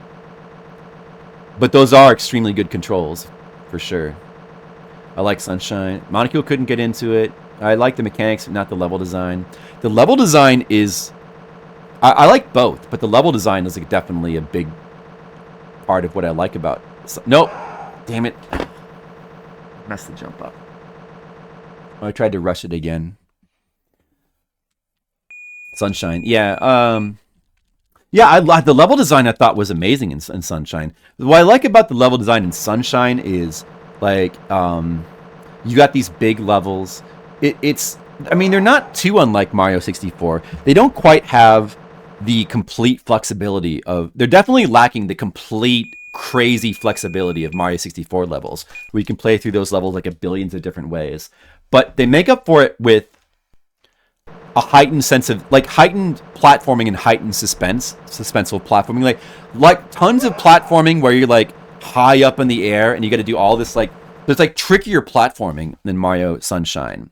And that was like something that like even when I played Mario 64 when it was new, I wish there was more of that because it was like my favorite parts of Mario 64. Just like tons of really just like high up and like, you know, like falling is like it's not a super punishing game, but it's kind of like you're like doing you have to do all this like climbing up to these like higher and higher areas and negotiating this like tricky platforming and like all this climbing and negotiating and you're like and you like there's so many levels where you gotta like you're really high up in the air and if you got to be really careful. If you fall, you're going to lose a lot of progress.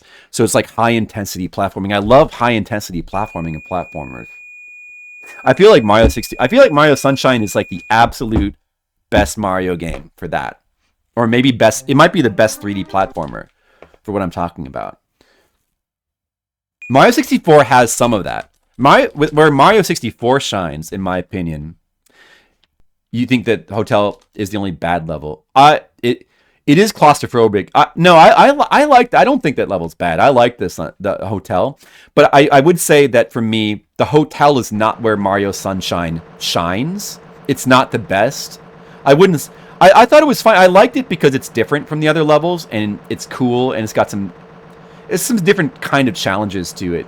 So I like the hotel level in Mario Sunshine, but it's not my favorite. Just because it's not my favorite, do I think the camera feels frustrating? I mean, there's parts of I think the camera is generally fine for those games.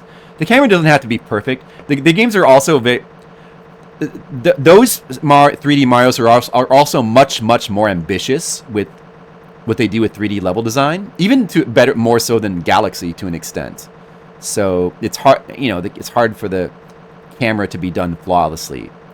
Even a modern game trying to do what Mario Sunshine did, they probably could have a more perfect camera, but it would be really hard to not have camera issues. Like a lot of modern when it comes to modern 3D platformers, which are very few and far between, or any 3D modern game with platforming, the way that they usually solve that is just to have more simplicity in level design, just less ambition. That makes it so that you don't need it makes it like that's just one way to solve camera. It's just to have less ambitious level design. Frame rate. Banjo-Tooie. I have yet to try Banjo-Tooie. I've only played Banjo-Kazooie. I like Banjo-Kazooie a lot. They're trying to push the N64 to its limit. Oh, they definitely were. So like that is part of the issue with that. But I think that there's a couple things. Like you got to give Mario 64's camera credit for the things it does that other games don't do. Like the little touches where it makes the game more cinematic that are kind of forgotten in the modern landscape a lot, that are really cool. And like overall it's functional enough for the game to work. You can get used to like the issues that it has. A lot of the issues with the camera are just solved by simply taking advantage of the fact of how the analog control works and the fact that you can move slower by taking full advantage of like the analog, which like that's a feature that like modern platformers just don't bother with. Although Souls games have that a little bit, kind of, but it's mostly like a forgotten feature of level design, kind of. Banjo-Kazooie is really cool. I don't like Banjo-Kazooie as much as Mario 64 or the 3D Mario games. It's not really my style of game, like that kind of silly British humor. which sometimes to me is like a little bit overly. But then again, it is charming. While I would say it's not exactly my style, it's done really well. So I still find it kind of charming. And also, like, it does the Super Nintendo Star Fox thing where the characters like do the little sound effects for the voices. Really like that. There's a lot. The level design in Banjo-Kazooie, it's kind of all over the place, but in sort of a good way, I think. I feel like it feels less thoughtful, but it's still really fun, I guess. Banjo Pilot, we've tried that. I stream. There was, for like an April Fool's stream sometime a long time ago, somebody, because that's like, I guess that's thought of as a bad game. It didn't, but it mostly just seemed unremarkable. It's just some like, I think that's like a portable, I forget which one it is. That might be like GBA, like Mario Kart type thing with Banjo-Kazooie. How broken Donkey Kong 64 is. I should probably try Donkey Kong 64 one of these days. But the negatives of it that people say actually do really sound negative to me. Oh shit, I thought I fucked that soccer ball up there. You got everything. I don't know if I would have the patience for it, Skittles. I don't know. But I'd be willing to try the game. I can't really see myself 100%ing it. So you can run of Clock Tower is sub 3 minutes. They glitch their way out of house and drive without doing anything. It's kind of a really lame playthrough of Clock Tower. It almost doesn't seem worth checking out, you know? It's like glitches can be fun, and it can be fun to watch people, like, it depends on like what the glitches and exploits. Sometimes they can be fun, they can enhance the enjoyment of watching a speed run, but when it just like skips most of the game, then it's not really that fun to watch, you know? But it's cool, I guess. I don't know.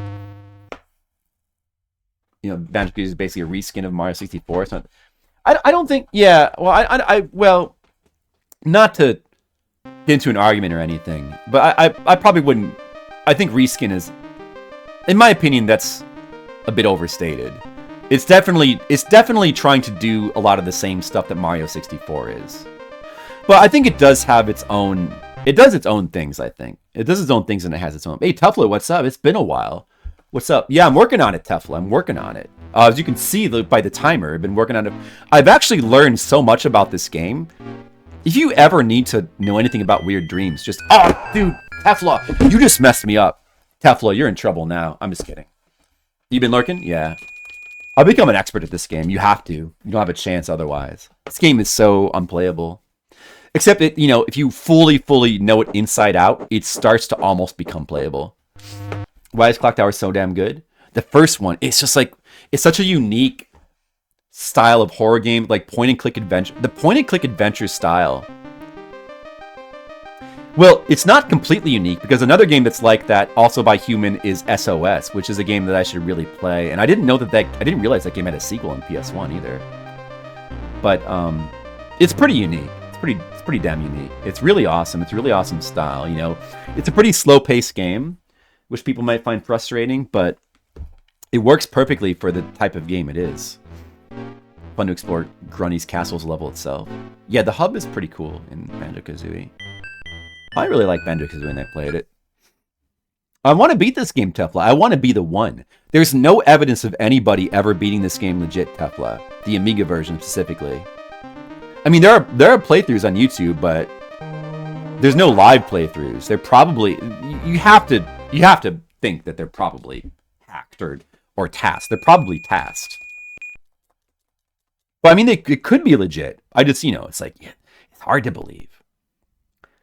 There are some playthroughs. There are some YouTube playthroughs I saw where it appeared to be a legit playthrough with the 5 lives. But it's just, they're probably tasked, you know? They're probably save state hacked. You can't it's hard to actually tell from watching the video, you know? Because there might be subtle clues you could pick up, but it's not obvious. Except when it's, sometimes if there's like really, oh, man, I just made a really silly mistake again. That's okay. You got plenty of time to play Weird Dreams. Sorry about that. Don't hate BK, but people really pine for that game more than it deserves, in your opinion. Well, everybody's got different opinions, right?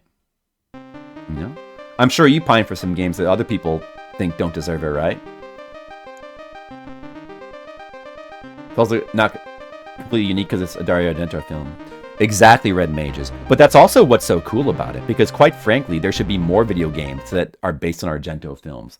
And also it has the soundtrack. The soundtrack is unique in Clock Tower 1. It is a unique soundtrack, but it's very obviously like heavily Goblin inspired, and that's awesome. There should be more video games that I keep screwing, like that's an easy part, and I keep screwing that up. I apologize. I'm really screwing up this run. Like I've had 3 very stupid deaths. Trying to talk about various things, Banjo-Kazooie and Clock Tower. When are they going to make a Banjo-Kazooie Clock Tower, mashup game? And we may as well just die in. But yeah, no, but like the soundtrack is so cool. Like it evokes Goblin while still being like a unique soundtrack. It's a really good soundtrack. The game's presentation is awesome. It's definitely, specifically, it's heavily inspired by Phenomena, which is a movie that I love. What other video game out there is inspired by Phenomena? It's like, it's just cool that exists. So it's not even a negative. The fact that it's like heavily inspired by Phenomena, it's like, to me, it's not even a negative. It's like, it's just cool. I don't even mind. And there's not very, like, the overall package of that, there's not very many video games like that. Such a cool game. Add an element of pressure, simply rely on cutscenes to create horror. Yeah, that's a tough thing for horror games to figure out how to do that. It's a tough thing to, like, how to use the mechanic, because, yeah, horror games, you just can't rely on just, atmosphere is really important. Atmosphere, music, story, that's all important, but you can't just rely on that. Somehow it works best when the mechanics go along with it too, in some way or the other. And they just have to risk frustrating you. Jennifer Connelly, I think, is my favorite actress.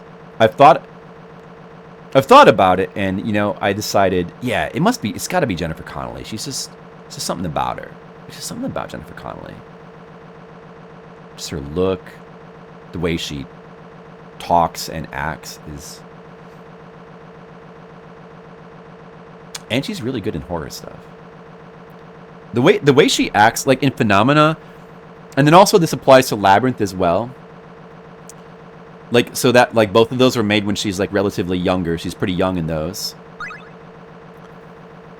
Especially in Phenomena, like you could almost accuse her of like not doing a good job of acting. Like it's such a like weird performance because she's like acting kind of like this. She just acts very weird. Like in Phenomena, she's almost acting like some kind of like weird princess. But that to me, that's like the appeal that make, like, I don't know. It's just such an appealing character. The weirdness is what makes it for me. It's just like, it's a very odd performance. And then in Labyrinth, there's like a little bit of that kind of, but but the movie's specifically trying to evoke that. Like a fairy tale kind of thing, which is it's very good at. Jennifer Connelly's awesome. But she's of course she has many fine performances in her later years as well. And at some point, I should watch all of her movies. All right. Hey, we got off to a good start pretty quickly that time. I'm going to try to have a good run now. Seventh Guest Assembly Puzzle. Yeah. It's true, Asian Waste. It's true. But Seventh Guest is, it's a stretch to call it a horror game. Seventh Guest is definitely more of like a horror, the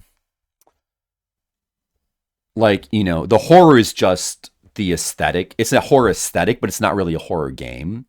It's more of just like a creepy puzzle game. Or like kind of off. And it's not even that creepy, it's more like kind of offbeat. But yeah, I don't think that's even trying to be a horror game per se. But the music in Seventh Guest is so good. The atmosphere is so cool that it's got, close enough. It's close enough for our purposes when playing it for Horror Month. It's kind of macabre. Yeah, that's true. Yeah, and Clock Tower has some of it's, even though it's by a Japanese company, it's totally unrelated, does sort of manage to have some of that Sierra kind of point and click charm as well. Such a cool game, Clock Tower. Oh, a little early there. That's the first time I've actually screwed up the soccer ball today.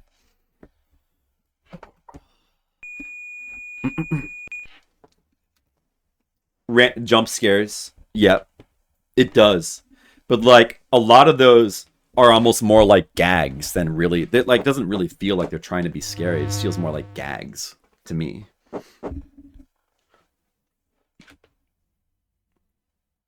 Well, you know, the thing is, Monocule, you can have a good run in this game and still not even get close. You know? It's like if you can just do that cotton candy part perfectly, it feels, you know, that in itself is an event, you know? It doesn't happen every time. I'm getting better at the game, but there's still so much RNG.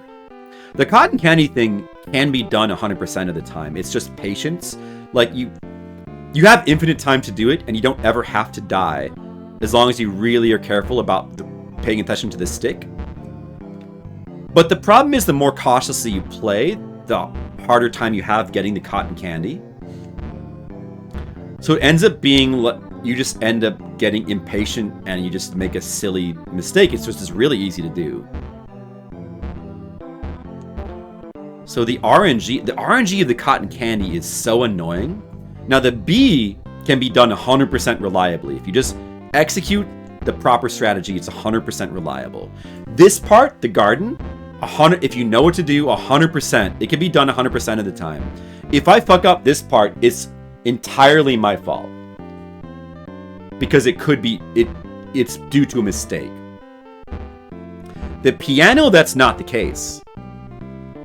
The piano, a lot of that can be done, it can be done relatively consistently.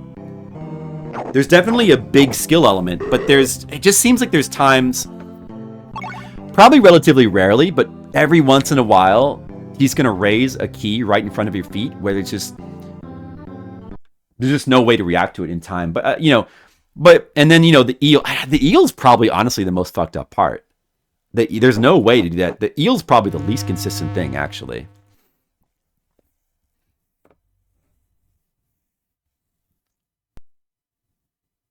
Yeah, RNG, definitely it's a combination of RNG and extremely unintuitive hitboxes. Hey, I never accused this game of being good. I just think it's a combination of being like a relative, like, there's something about it that's appealing to me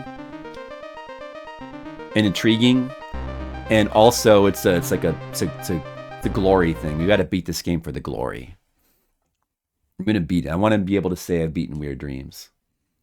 And we're gonna do it. I'm getting close. It could happen. It could happen tonight. It should happen tonight. It will happen tonight. It will. It will happen.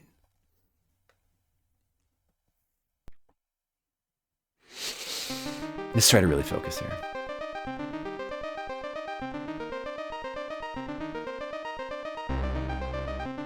You just have to be mindful. Oh! See, I was waiting for that key to rise, but even when it did, I still reacted just a tad too slow. As I was gonna say, you've got to get into the rhythm of the keys. The keys will pop up a certain rhythm, and you have to always be watching. There's always a worst case scenario key. Like, okay, as I'm walking, what if the worst case would be for the next key to be that one, and then you have to be ready to jump. As soon as you see that key raise up, you jump.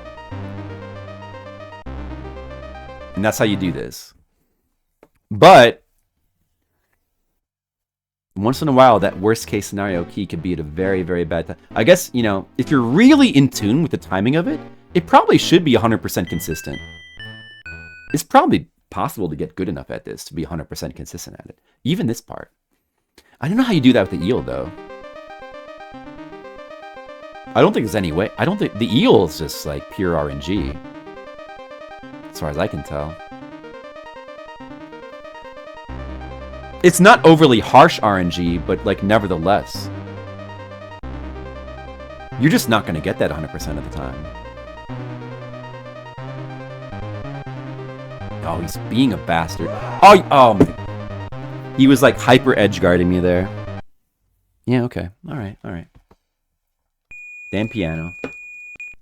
Yeah, thank you, Monocule. And I hope we can do it tonight, so you guys don't have to suffer through watching me die in this game more. We're gonna do it.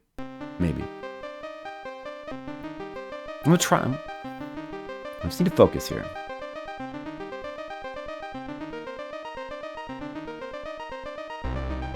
He doesn't jump. Oh, he jumps on them. That's the last thing you should do with the trap door. Is that what it? Well. In other words, you're saying he should be able to jump farther. No, if he could jump forward faster, it probably would trivialize this section. But yeah, I don't know. He does this straight up jump thing because it's just the game is copying cinematic platformers. There's not a whole lot of reason for it in this game. Like, there's never a spot in this game where you jump straight up and grab a ledge, Prince of Persia style, but yet he does have that style of jump. I guess you jump straight up and grab fishes. Oh, no, I guess he does do that in the hallway, though. I mean, not a ledge, but there's stuff to jump up and grab in the hallway.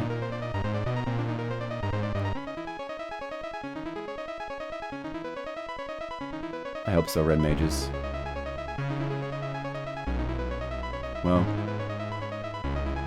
things aren't looking so good for this run, but if I can just get the eel now, if I can do everything perfectly and do the desert perfectly, then this is still a possible run, but you know, that would require extremely high amount of luck. But it could happen. Okay. 1,000, 2, 1,000. Grab. Oh, it worked that time. It worked. Okay. Well, that's good that worked. Too bad I don't have more lives. Let's see if we can do the B here. It's fucking B. What's going to happen here?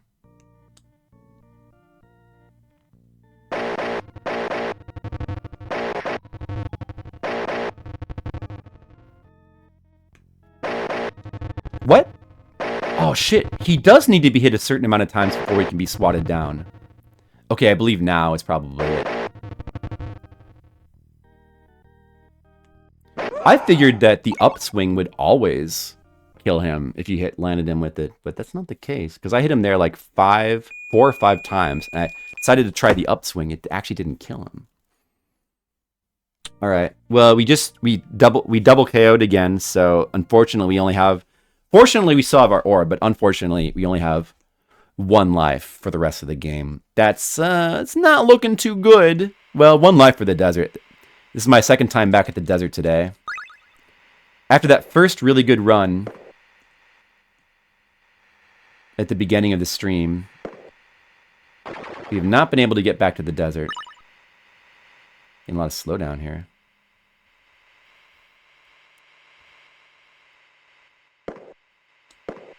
Yeah, exactly, Asian Waste. Assault weapons. Wish I had one of those in this game. Wait. Oh, am I blocking their spawns? Okay, good.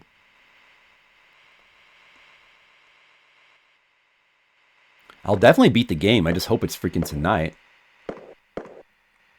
Could have died there.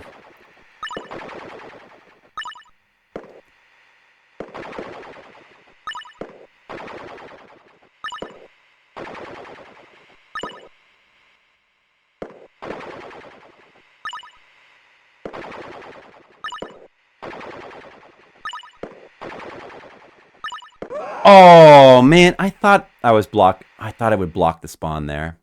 Damn it. I thought I would block it. Didn't. Once again, desert kills us. Let's try to get another good run. Let's try to get to the desert with 5 lives. How about that, guys? All right? You guys have been very good today. Monocule, Skittles, Mr. Leo, other noted haters of weird dreams. You've been very good. Thank you. I apologize. I thank you for that. Why not 6 lives? Zadamuni, can you tell me where I can jump up and hit the invisible block to get the 1-up in this level? Because I am not aware of that. But I'd love to get that info. From a noted weird dreamer like yourself. Right before the first pit. Good thinking, Zadamuni. I'll try that. Sounds legit. Strong dislike. Fair enough. Monocule. Noted strong disliker of weird dreams, Monocule. I think Skittles would be okay. I think Skittles would be fine with the description of weird dreams hater. He's not going to mince words about that. No, Flipsider. I wouldn't say I hate weird dreams. Don't put words in my mouth. Actually, I do hate it. You can put words in my mouth. This game should burn in hell. That's my impression of Skittles.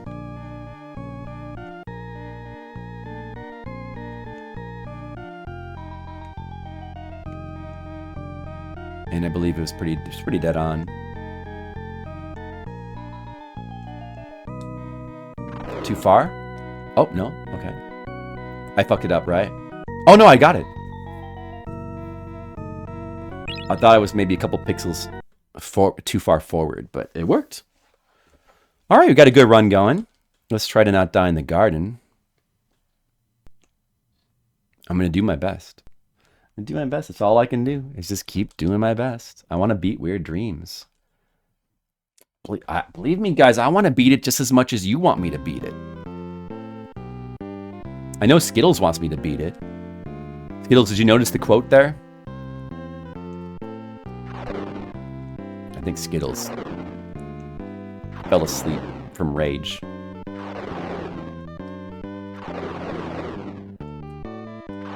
Or maybe he's downloaded this game, he's playing it himself. Nah, Tefla, I always dream I'm playing some kind of video game. I stream I'm playing video game. Like, sometimes I'll dream about doing random things in life and it'll just turn into a video game. I guess sometimes I dream about driving or going to or being at conventions. I have convention dreams sometimes. I always whenever I dream that I'm at a convention, I always forgot my stuff. I've always forgotten something. Always happens.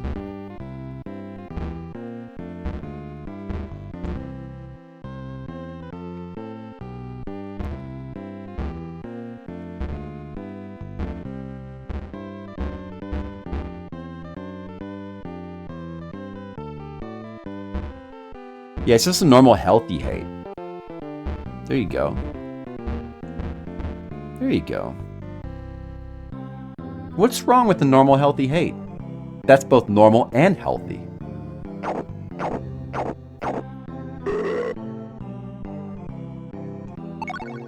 I hope Skittles is paying attention. I'm throwing out all these high quality quotes. I hope he's not missing. These are opportunities. All right. So far, so good. We got a good run going. We're at the piano. Full lives. Full lives piano, guys. This is a good... all right. Let's have a good piano. Let's have a good piano here. Does seem actually intended for the moments to have some sort of interpretation? I don't know. Asian Waste, I think you'd have to read the 64-page novella that came with this game to find out. Dude, we should read some of that. We gotta read some of that on stream.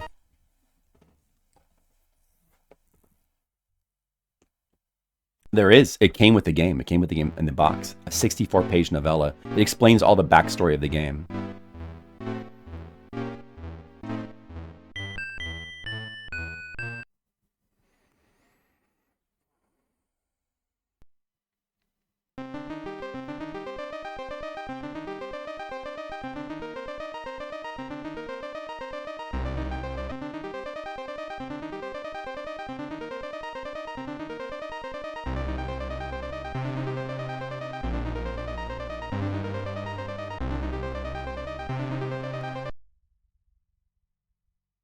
Made to the eel.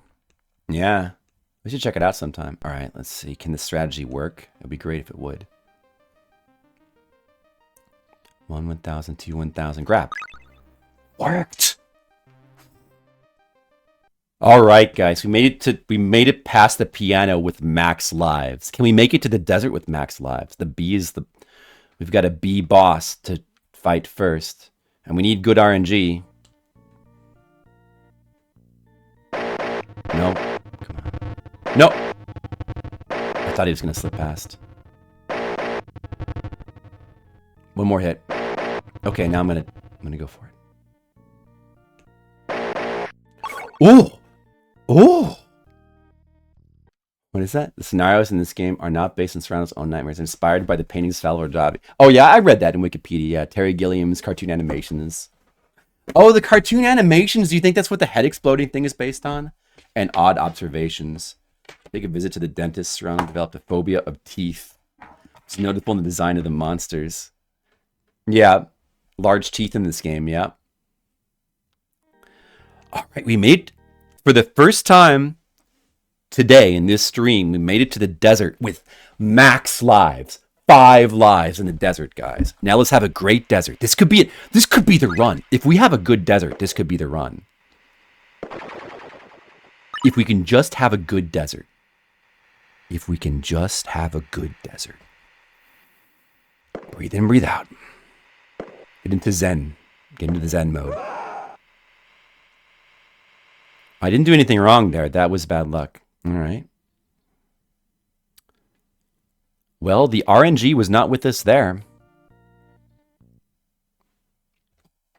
That's okay, because that's why you get here with 5 lives. Because like now we still have 4 lives is still good. We could get past the desert with 4 lives. That would be very, very good. Indeed. So that's fine. Now this is it. Now we're gonna do it. Everyone get ready. This is it. I am pointing to the sky like Babe Ruth right now.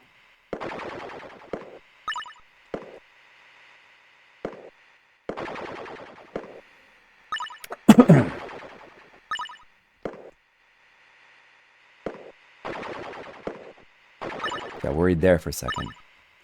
Right, there's going to be more, I know. Whoa! Again. Nothing I can do about that.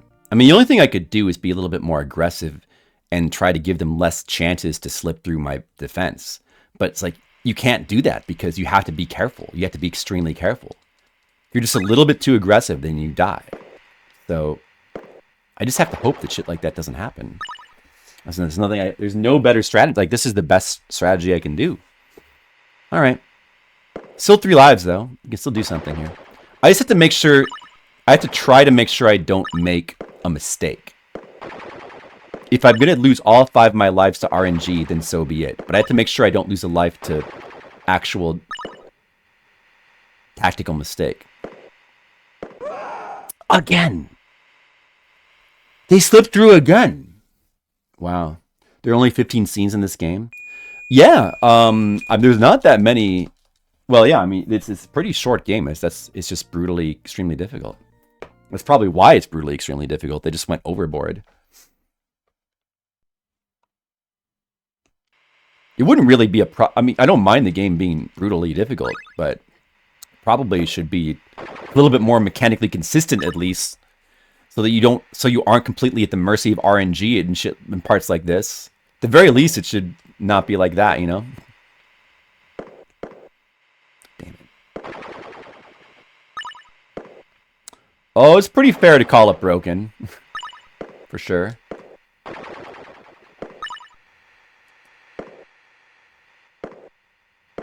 It's not over yet. I still have 2 lives. I can still do something. I'm not giving up. You can't get frustrated. You gotta make the most of these. What, dude? He tanked... Again, he tanked right through my attack. They're really being... Like, they don't... That's supposed to be rare.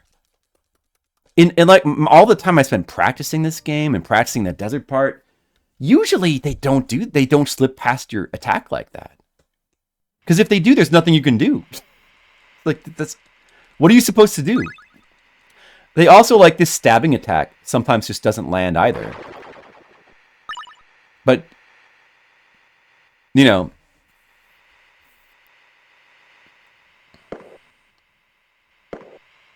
You gotta at least try it.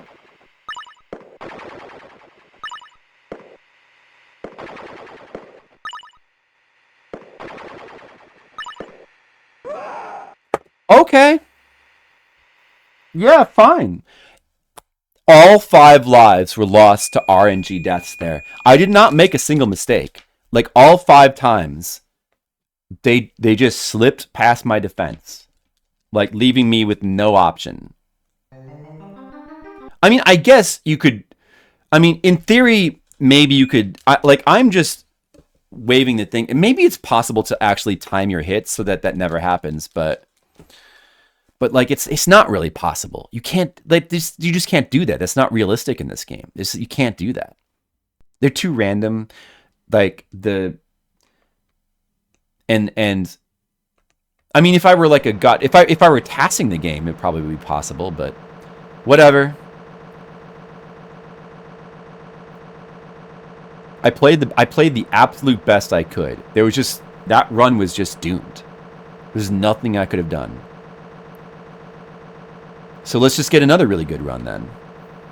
And then this time we'll get good luck. Right?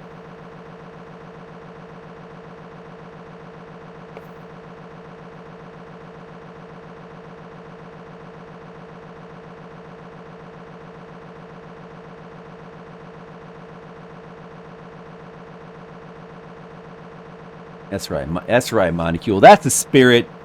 Yeah, smiles. Smiles and thumbs up. We're ready to win. We're not giving up. Oh, weird dreams. You're so weird.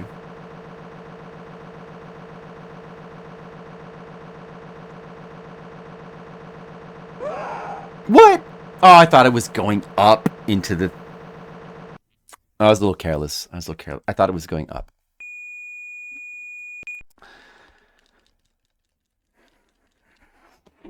Should we keep going with 4 lives? I guess. I don't know. Let me see if I get a... Maybe. Let me see if I get, like, a really fast start here, I suppose.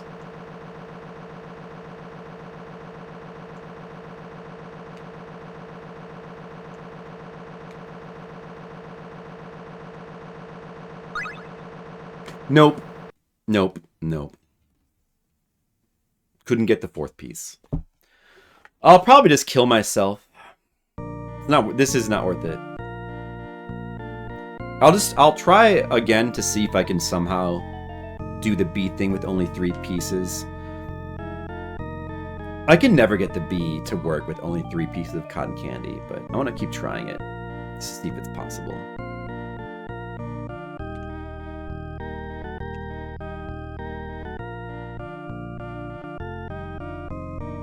Nope, missed it.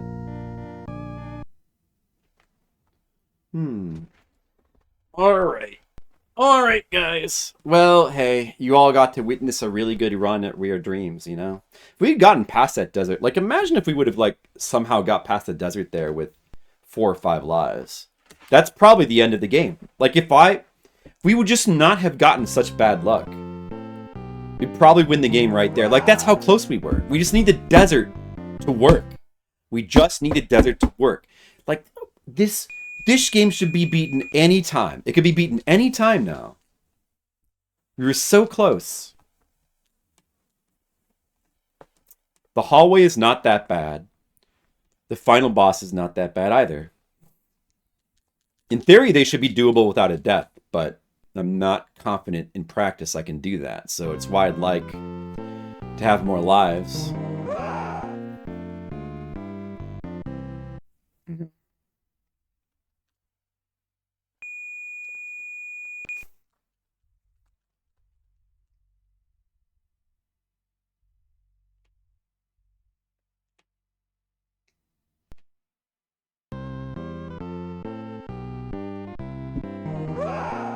Wow!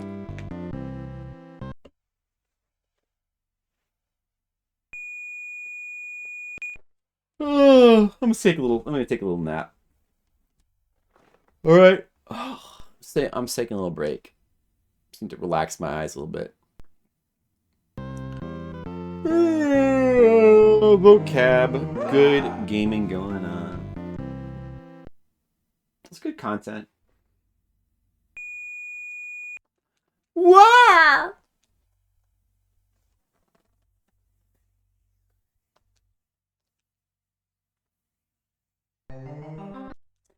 While it's with the different scenes, they all might be associated with sense and sensations, cotton candy thing. Yeah. Well, I mean, apparently the Wikipedia explains that a little bit with like the big teeth and stuff.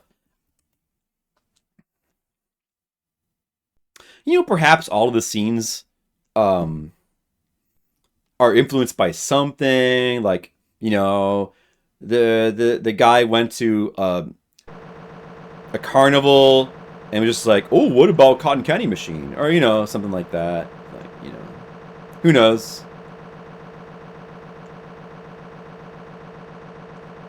The mirror room is out of order due to him as being asleep with his eyes closed.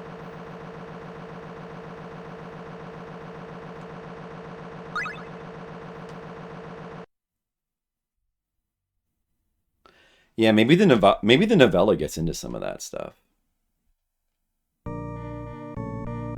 Should we read a little bit? We should probably read a little bit of the novella. You know what, guys? After this run, let's check out the novella. Let's check it out. Asian Waste, do you have like a link to that? Let's read some of that after this run. After this run here. Oh, I've had weird dreams before, Tefla. I should be a natural. I believe I can do it.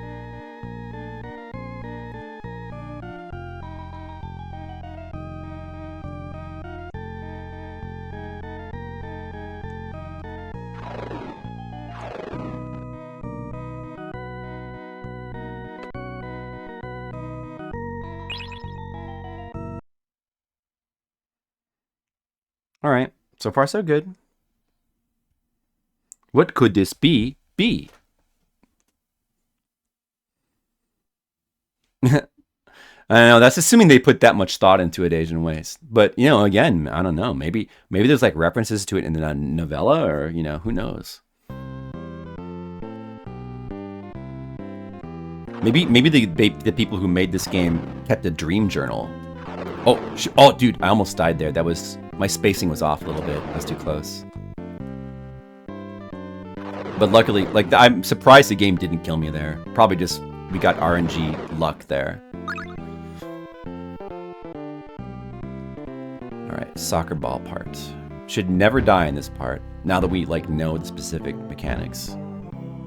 So, the first two soccer balls, you just simply go about here and you just crouch down and you wait. Very easy. Balls 3 through 6, you have to time it. So what I try to do is I put my head right in this blue window here, and I wait for the soccer ball to cross the threshold of the second window. The instant it crosses that threshold, I press down to duck down. I try to space it the same way every time, so that I can like hopefully time it consistently. And you got to do it 4 times. The 4th time you wait. By the way, if you toss it back to her by accident, if you fail to keep count, and you toss it back to her one too many times, you die. There's no way to catch it the 7th time. You just die. So this is the 6th time. Yeah, see? Pretty easy. Like as long as you have a method and you do it the same way every time, it gets pretty. It's not too hard to time it. Like this actually starts to get consistent. I didn't know what the fuck was going on in this scene for like a long time. It took me a long time. Like I was still dying on this part quite a bit for about the first 10 hours of playing this game.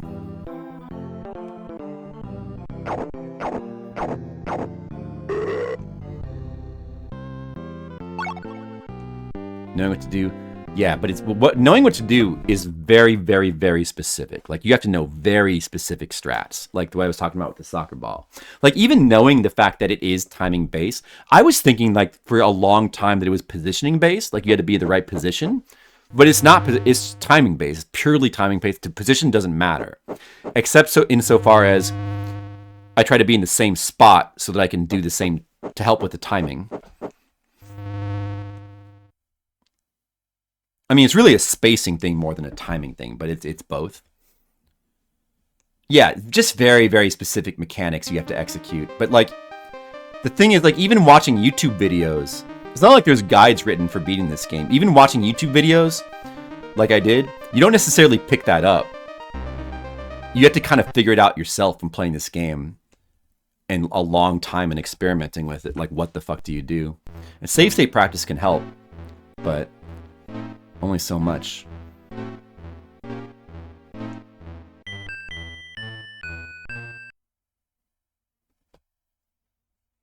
Yeah, or they just threw together a bunch of shit that seemed weird. Is another possibility. Or they just had, or you know, it could also just be the other way, where they just had gameplay concepts that they thought would be, that would, like, I want to have them walk across a piano. I just think that'd be like a cool gameplay concept. And then they thought of they dressed up the thing around that concept, you know?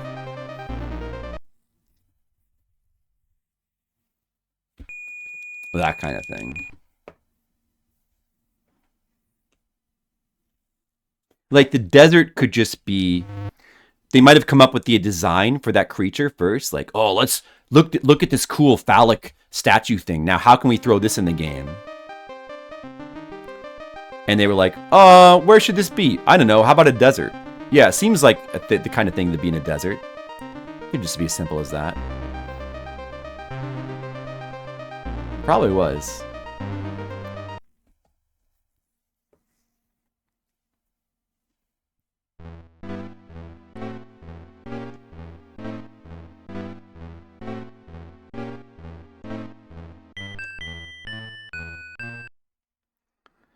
All right, Monocule. Hey, I understand. If I'm having a really good run going, I'll try to holler a little bit. But you get your rest now.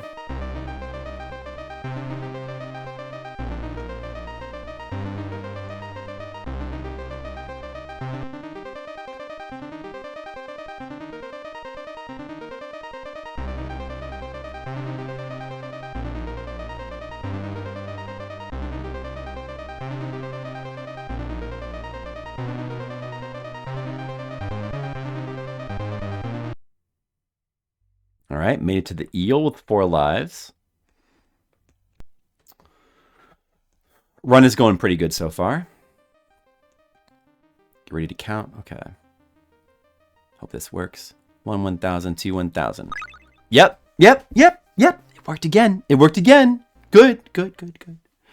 All right, made to the B boss fight with 4 lives. All right, Monocule, you have a good night. Thanks for suffering through this game for me. Appreciate you, Monocule.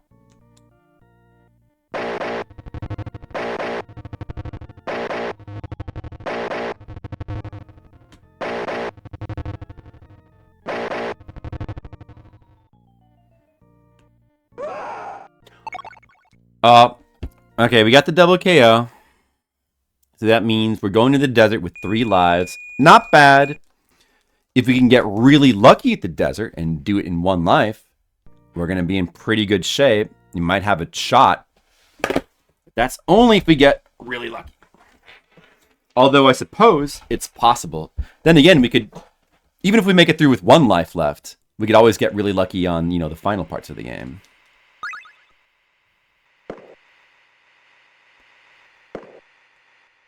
So like right there, like stuff like that, like right there, I feel like he definitely should have taken damage, but he freaking didn't. This part has to be the worst programmed part in the game. Maybe there's some kind of lag thing going on where they're just like, sometimes the programming's just not working and they should be getting hit, but they're not. I feel like this desert part has something like that going on. 1 out of 3.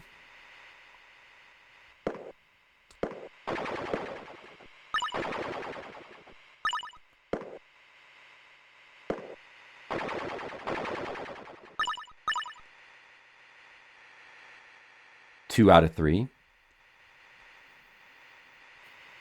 Come on, keep the luck going.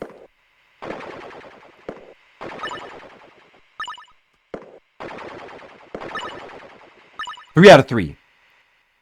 Boss. Now we gotta not die to the boss. This is gonna take some RNG. We need luck. We need luck here. 1, 2, 3, 4, 5. That's the easy one. Usually this guy doesn't kill you. This guy is going to kill me 50% of the time no matter what I do. We need to be on the good 50% here. We got it. We got it. We got the good look. Okay, now I need to... Hopefully I don't... This thing is usually pretty easy to get past, but hopefully he doesn't do something unpredictable. This little whirlpool. If he sucks us in, it's over.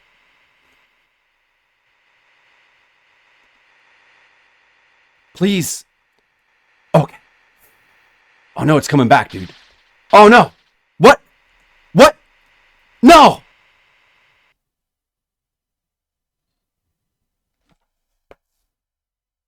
It came back so quickly.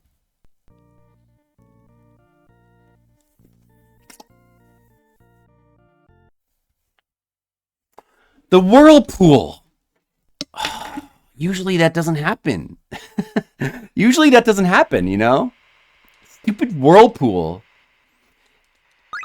It didn't give us enough time to... You have to break the statue to get the orb out of it. Well, we can try this again, but now we have to do it again. It doesn't kill us, but it forces us to redo this, which is almost like killing us. Because that took a lot of luck, you know, to not die to this freaking thing. We can just get the luck twice. I mean, we still have a chance. Oh, or that could happen. Whirlpool. Man, oh, that was gonna... If we would have done it there, that would have been so good. My pajamas, Skittles? Thanks. Usually you just jump over the whirlpool, you hit the thing, you take the orb, and that's it. Like, it's... I guess once in a while that whirlpool just doesn't cooperate.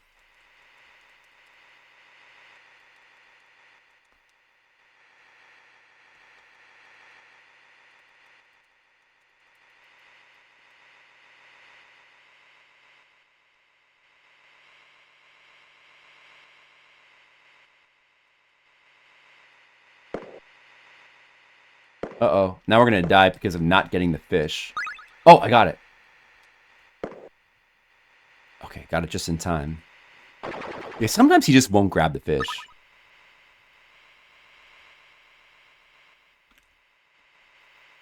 Well, still have 2 lives. Man, freaking whirlpool. Stupid whirlpool idiot.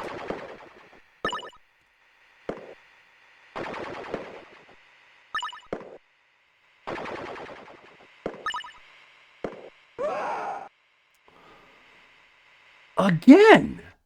Again, he just tanked through my fish and just slapped me in the face. Again. Wow.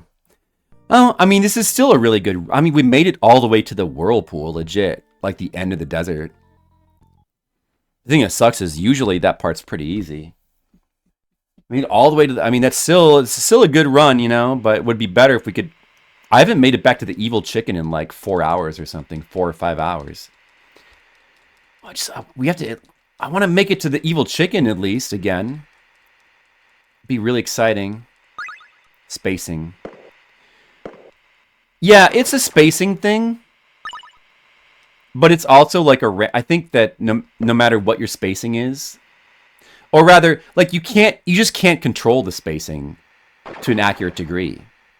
Is the problem. Like you can't control their behavior. Sometimes they'll just stand there and sometimes they'll like race ahead. Right? And they can hit you they can hit your arm while it extends to hit them. So you don't have a lot of options.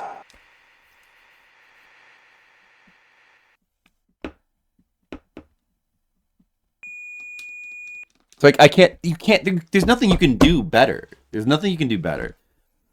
Really. Unless you like somehow have like a task brain.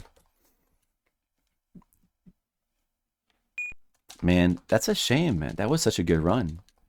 If that whirlpool would have not trolled me there, we would have got to the hallway with 3 lives. That would have, yeah, the hallway with the evil chicken. That's the 5th and final area. After that is the boss. That area is probably, like, it's not that hard. It's probably hard on the level of the garden, where it's kind of hard if you don't know what to do, but if you know what to do, it should be doable 100% of the time. Although, you never seen it? Yeah, I've only made it there on stream 1 single time.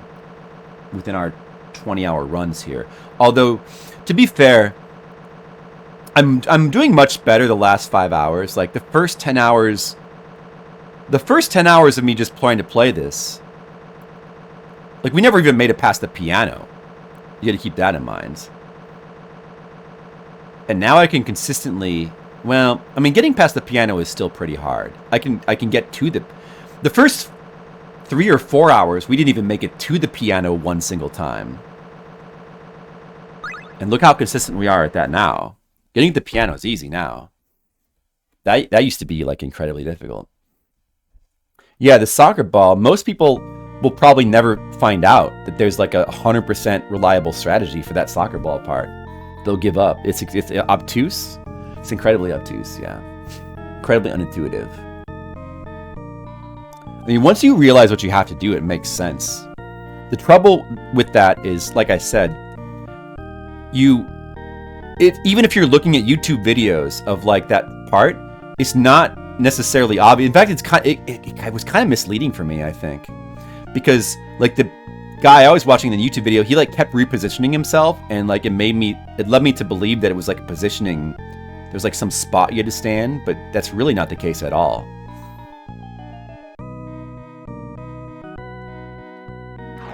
The evil chicken is simple in theory, but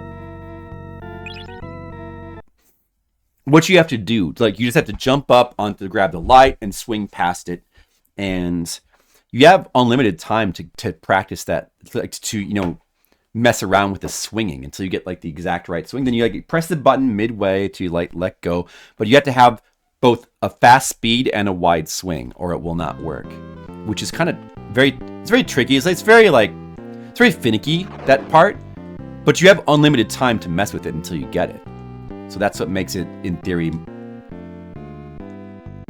it should be doable. It should always be doable. It's not timed. If that part was timed, it would be really, really hard, but they actually give you unlimited time for that.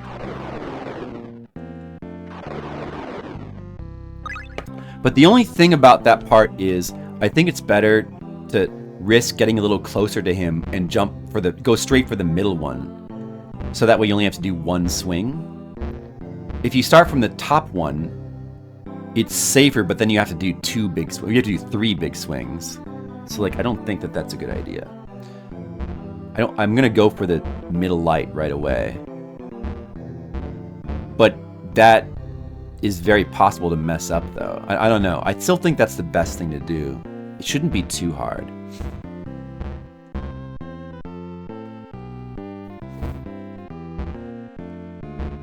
And then the bats can be kind of random as well. But the bats are also not timed, so in theory you could just like sit there and be really patient. The problem with the bats is sometimes they get into this like the pattern where there's like no good time to like go. And then it's like, I don't know what you do exactly.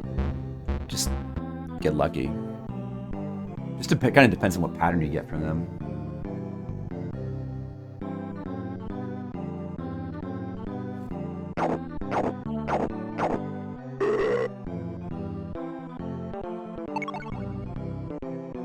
I guess that part's kind of RNG as well, because like if you get a really bad pattern from the bats, then you just have to kind of like go and hope that the next time a bat spawns on the edge of the screen, it's like not at a height that will kill you. If you know what I mean. I don't know. I don't have a lot of experience with that part, sadly. But it's also not that hard. The times I've tried it, usually I can just do it. It's the kind of thing where I really would hope to have some lives there for that reason. And then the boss is relatively simple what you have to do, but I know what to do. I think I can do it. I can't promise I won't mess it up executing it though, is the thing. Yeah. We're gonna get it. We're gonna get it one of these days. I'm gonna beat this stupid game.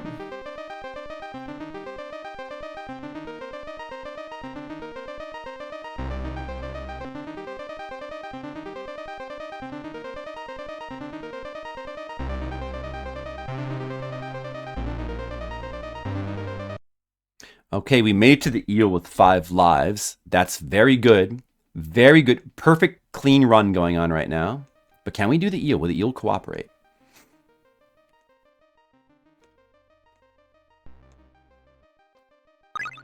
Ooh! I was timing it in my head. I was like, I couldn't get the right standing position, but I was just like, well, I'll just time it and then grab and then time it so I walked towards him. Anyway, it worked. No! Oh, I could feel him tanking through me there. Oh no! The bee totally just tanked. He took the orb. That's well. There goes a clean, perfect run. It just got destroyed. Our run just got destroyed. Now we get to see what happens when the bee steals the orb back. Well, I guess we got to go get it again, huh? We have to go back to the cotton candy machine. I guess we may as well just die. I may as well just kill myself. Because I'd be better off starting a clean run. Like, that's it. The whole run's over. Although I think I don't have to do the garden part again, but, like, who cares? Yeah, you know, I'll keep... For science, I'm going to just keep going. I want to see what differences there are. If you actually continue playing after fighting the bee once, I do want to see if there's anything different. I'm not 100% sure if you actually have to do the piano again or not. Yeah, there is one Asian waste.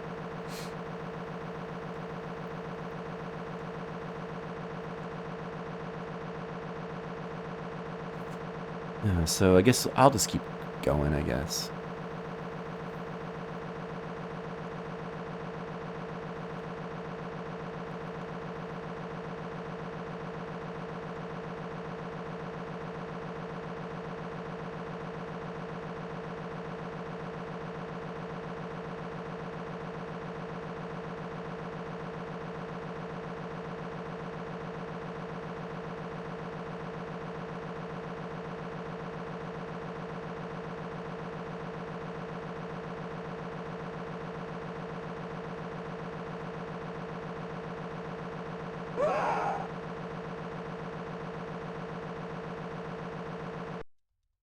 Let's further overanalyze the game. Sure. Any good NFL games? My dad might know. I wouldn't know. Hey guys, talk amongst yourselves.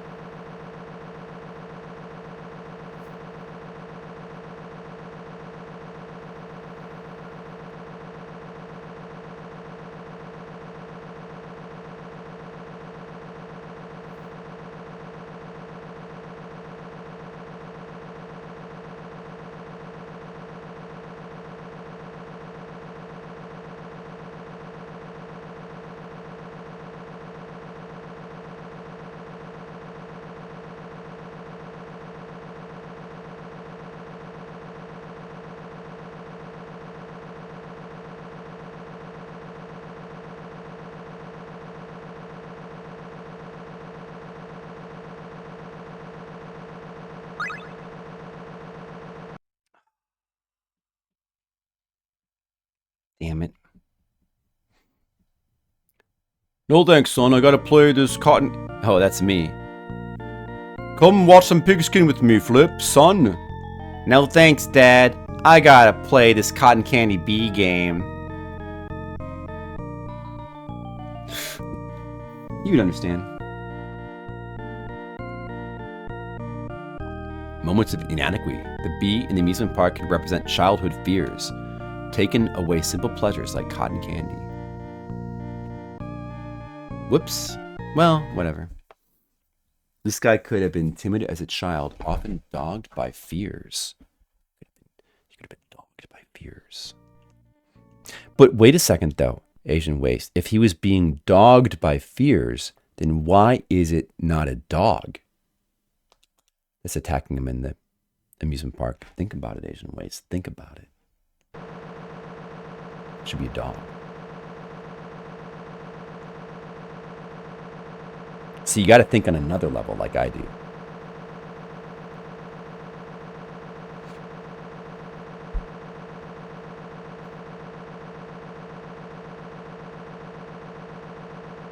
Do do do do do do do. Do do bam bam bam. Do do do do do do do bam bam. Blam blam blam blam blam. Blam blam blam blam blam blam blam blam blam. Dee ba doom bum. Deem ba doom bum. Dam ba dum bum bum bum bum.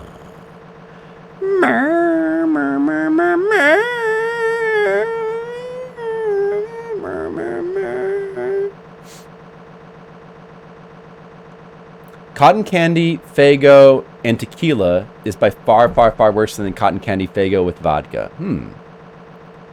That sounds like it would be worse. That definitely sounds like it would be worse.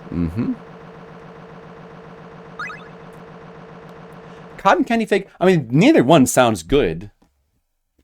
All right, guys, let that be a lesson to you. Never mix cotton candy, Faygo, and tequila. Never do that. Be warned. I know it seems like a good idea, but it's actually not. Trust me on this. Trust Red Mages. I trust him. About as far as I can throw him.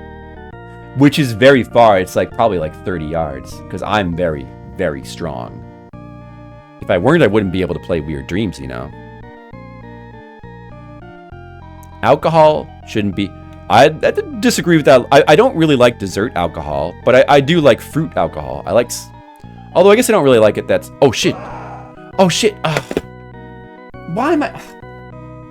How can I screw up so bad? Anyway.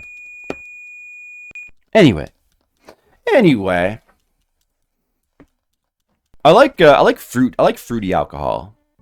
It's okay if it's sweet, if it's fruity. But I'm not a big fan of stuff like Bailey's. The green field. The flowers were attractive, but ended up being dangerous. He was likely teased because he was a sensitive boy. Of course! It's like I thought. He played like a girl. That's gotta be it. He felt inadequate. And maybe he was also made fun of because of his checkerboard pajamas, which also are not manly. So he decided to... He was teased by them, and that's why he's forced to go through his dreams with his not manly checkerboard pajamas. Although I think they look kind of cool. That's true, Mr. Leo. That is the best way to drink. I like to just sip. I don't really like, well, I guess, once in a while chugging a little shot glass of something is good too. But yeah, usually I prefer to just sip it. Just take little sips. That way you savor the alcohol.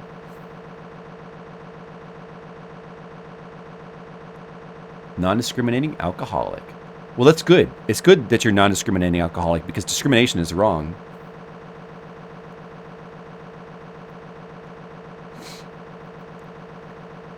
Shots fired. Shots of alcohol fired. Shots of tequila fired.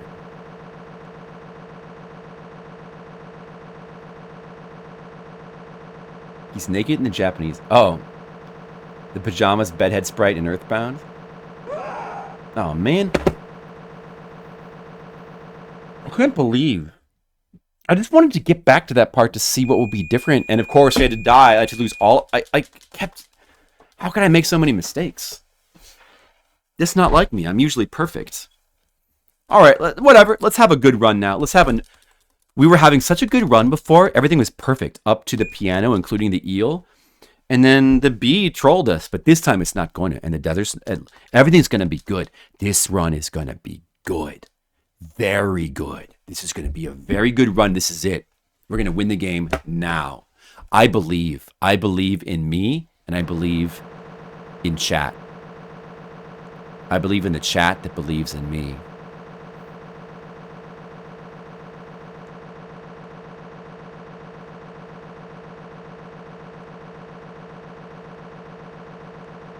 Okay.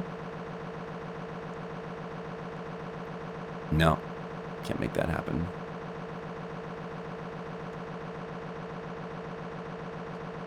Oh yeah, I forgot. We're gonna read the novella. Okay, after this run, we're gonna read the novella. After this one. This is the last one. Then we're gonna read the novella.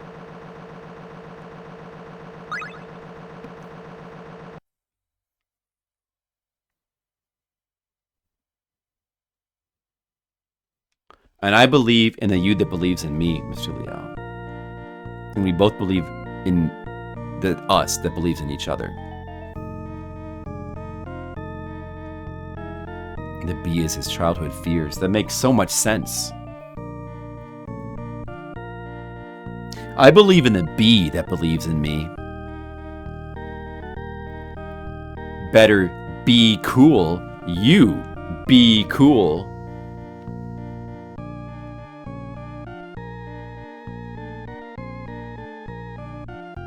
You believe in nothing? I believe in nothing, except for everything.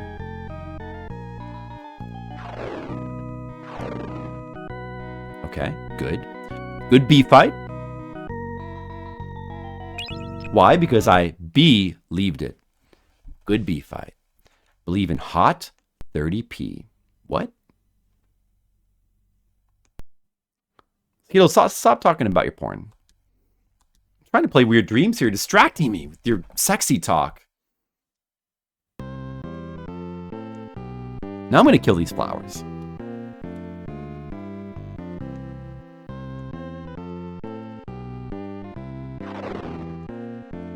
You're dead? Game says that for some reason. Does it?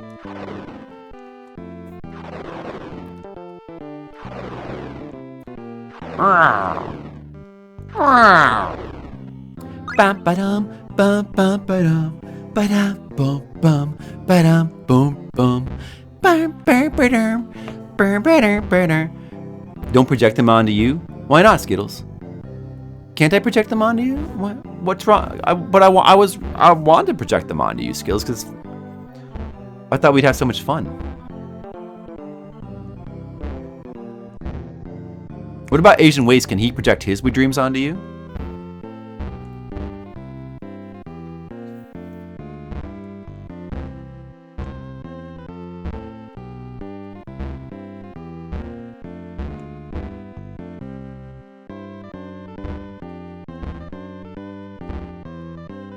He can get me dates.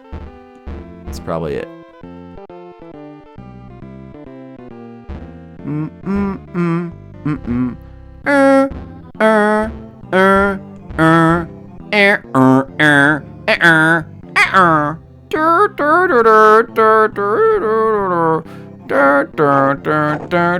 Weird dreams.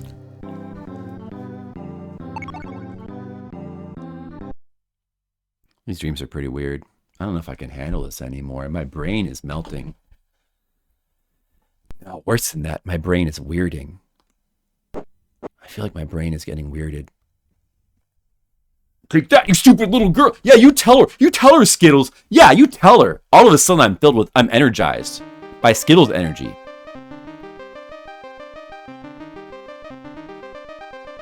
I was feeling down. I was in a malaise, but then Skittles woke me up with his energy. All of a sudden, I'm ready to win. Get out of here, fat ballerina. You can't stop me from reaching the truth.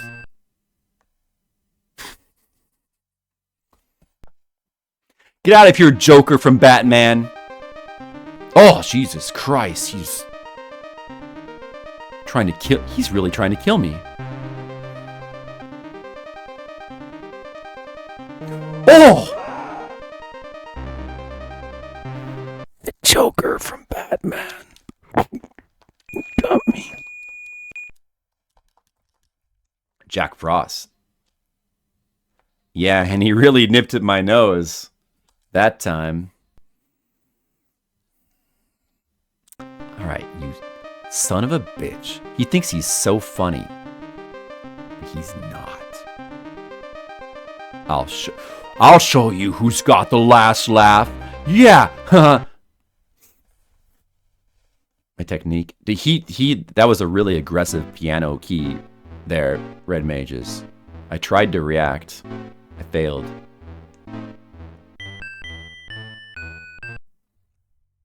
He was very aggressive that time, but this time we got it. I don't know. Maybe. Can only ever say maybe in this game.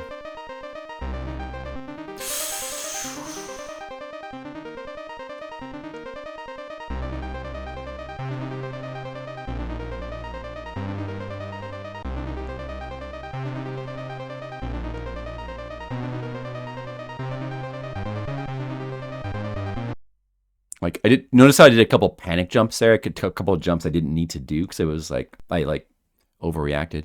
All right, but we made it anyway.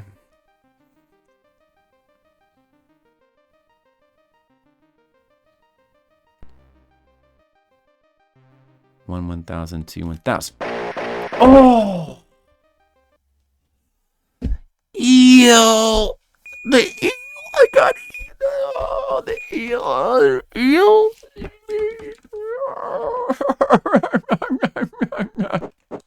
You got it. Piano.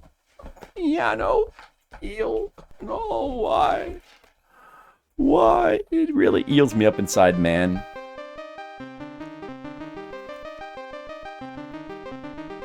Well, that's okay, because when we game over this time, we're going to read a fun novella. And it's going to make it all worthwhile.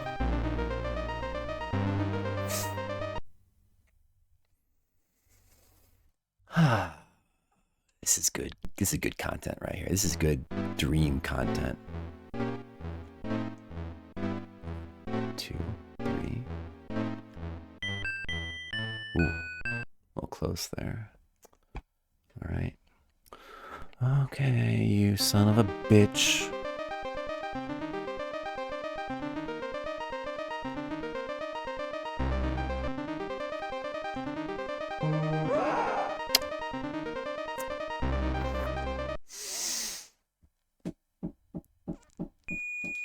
Sorry. You know, it's hard, okay? It's hard. That part is hard. You guys don't understand. It's hard. It's difficult. I find it to be challenging.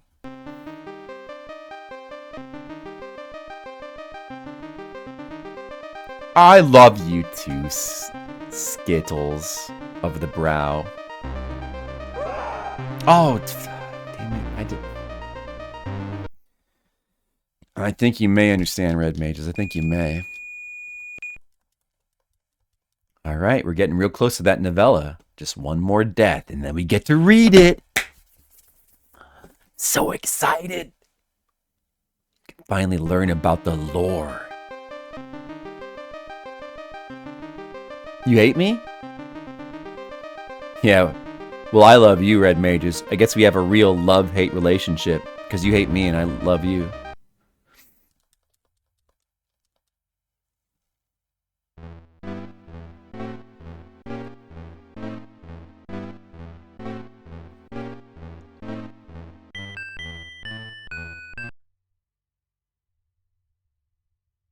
What's that name? Skittlebrow?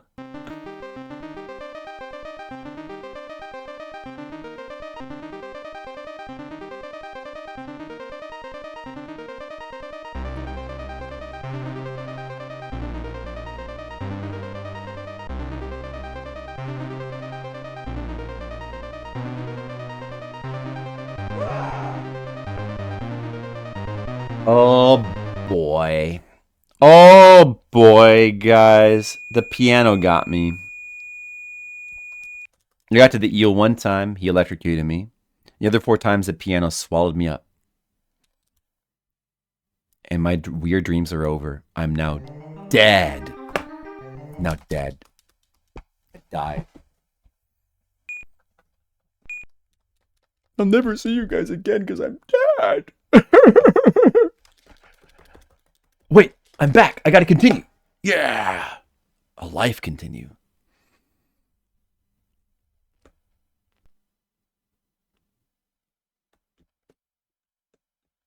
It's better to have flipped and lost than to never have flipped at all, you know. I'm gonna put it on pause there.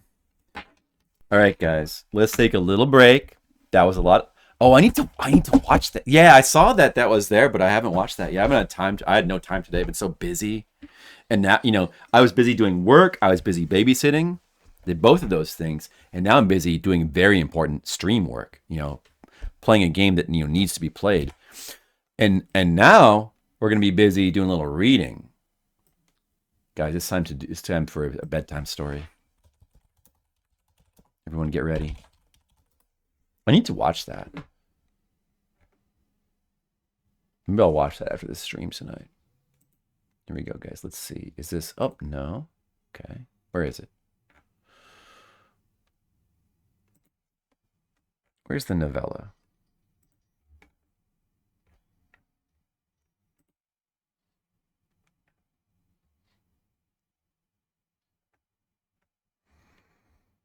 Is this it?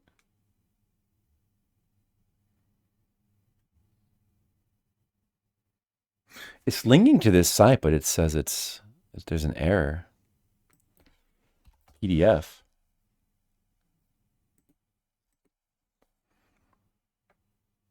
The link is dead. The problem is at your end? Well, it doesn't work for me. It doesn't work for me. Is it anywhere else? Does anybody know where it is?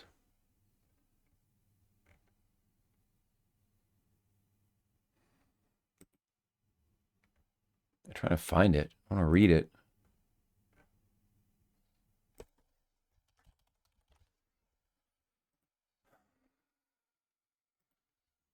There's a TV tropes.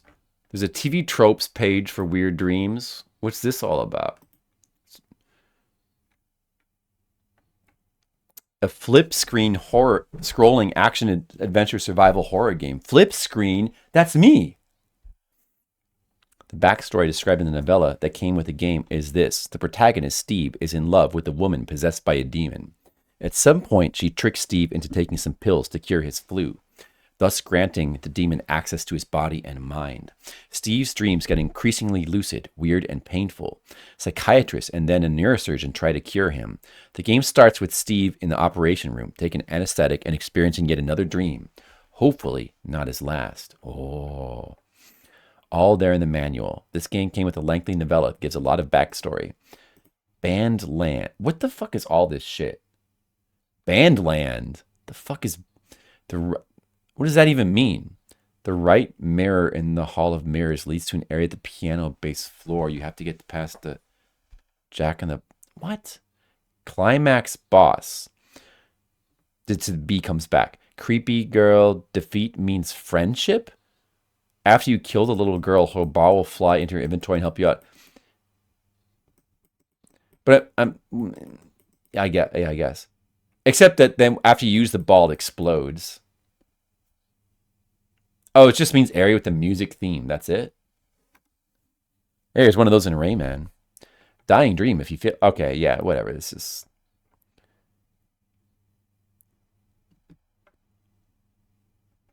Maybe it's on Hall of Light? I can't find the novella. Look, guys, there's a game you've been playing. That's it. Is a novella on here?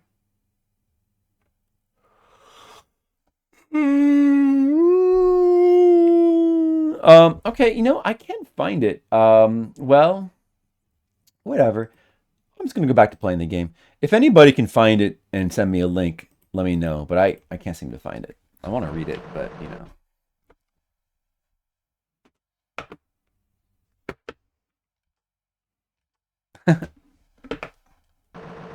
Just purple because I've been clicking on them. Like just now.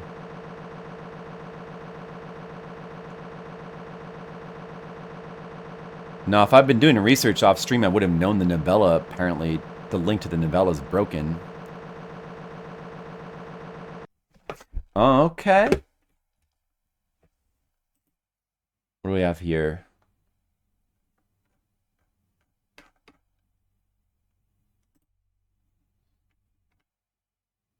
Weird dreams. Look at this cover.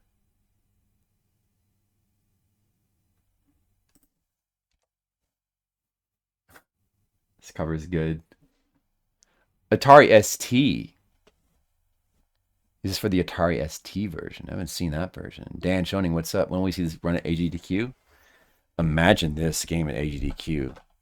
I mean, I've been playing this game for 20 hours now, Dan. And I can't even beat it one time. We get a nice image of this cover, though. I should steal this to use for my intro screen. Before I can run the game, I believe I have to beat it one time. Weird Dreams by Rupert Goodwin. By the way, I'm not going to stop the timer because this is all part of it, guys. All part of it. Published worldwide by Rainbird, Unit 1. Chapter 1. All right, guys, let's get ready to do some reading here. Day broke over Plymouth, bringing a slow gray sky, damp morose streets, and damp morose milkmen, finished off by a minor surge in the electricity supply as 250,000 clock radios turned on to the early morning show. Everyone, you ready for story time? Waking up is hard to do, thought Steve. Radios playing, birds singing Monday morning. He sighed, turned over, and without opening his eyes, hit the radio right on the snooze button. That'd teach it. Another 5 minutes would.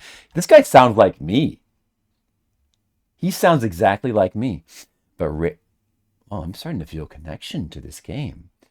But radios are made of sterner stuff. 5 minutes later, unbowed by such early morning violence, it resumed its unspeakable pop, which turned in time into unpalatable news. Yawn. He really should get up now, or he'd have to run for the bus again. Strange, his usual warm sleepiness was mixed with something else. 2 records after the news. He really had to get up now. Least disgusting pair of boxer shorts that shirt would do for today, and into the bathroom to shave his teeth. Breakfast, paper, and irresponsible TV weatherman later, Steve had diagnosed his problem. He was feeling a bit peaky, as his mum would have said had she not been living in North Dakota. Nothing worse than that. Still, Steve mused. Perhaps he was coming down with the flu. Perhaps he ought to get something for it. To really get Monday going, among the junk mail was a note from his dentist reminding him of his 6-monthly checkup, which was, he noticed, tomorrow. Super. He ran for the bus, went upstairs. Yeah, he shaved his teeth. Don't take it literally, Dad. Or should you? It's pretty good, Skittles. Wet pavements and gray skies. It wasn't actually raining, but that was only a matter of time. Did nothing to remove his malaise. Don't you hate malaise, guys? It wasn't actually raining, but that was only... Wait, yeah, I read that. In the office, he mentioned his lack of well-being to Emily, a bright girl in the postroom he got his eye on. He had often wondered whether he should ask her out, but just as often he decided not to. Never know, keep the friendship going, and who knows what might happen. He never noticed, which is a bit insensitive on his part, that Emily was bored with life. More importantly, and this really wasn't his fault, he'd never noticed that she was a bored Damon? Damon. One of those mythical creatures who spend their eternal lives pushing misery, evil, and discord. Discord! And now look what's happened. We all use Discord to communicate on a daily basis on the internet. Oh my God. Discord. This is shocking. What the fuck is happening? Emily hadn't started out as a daemon. Few people do. Her body had been possessed by the spirit Zelorapis as she waited out her punishment. 3,000 years ago, Zelorapis had been banished from the central circle of the court of Ascalarium in Chael for a crime against fellow daemons, a crime so despicable.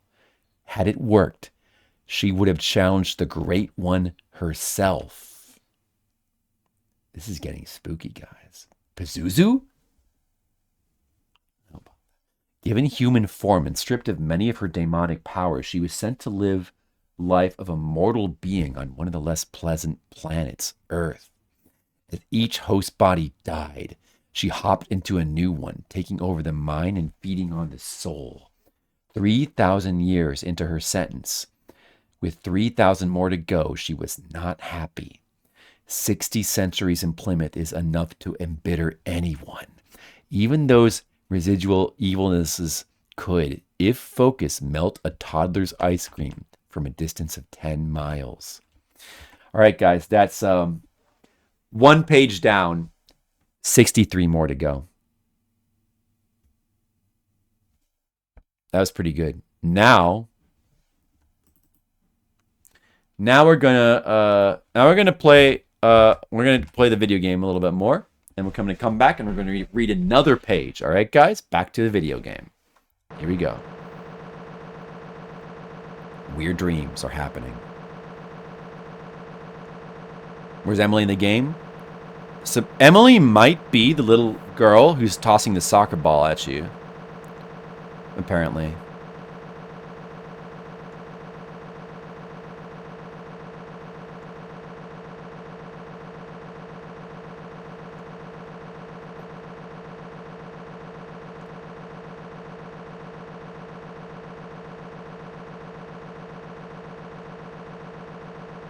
Yeah, 1 page per run. That's how we're going to do it here. It's going to be good.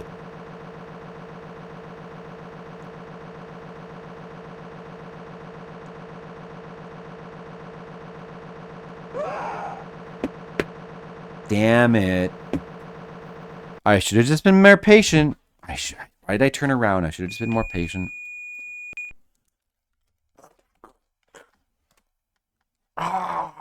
I'm getting hungry for dreams. The controller's not satiating me. What's going on?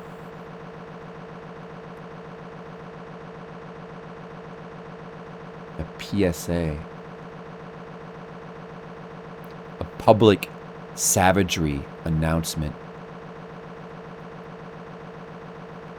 Okay, fine. Just turn around. See if I care.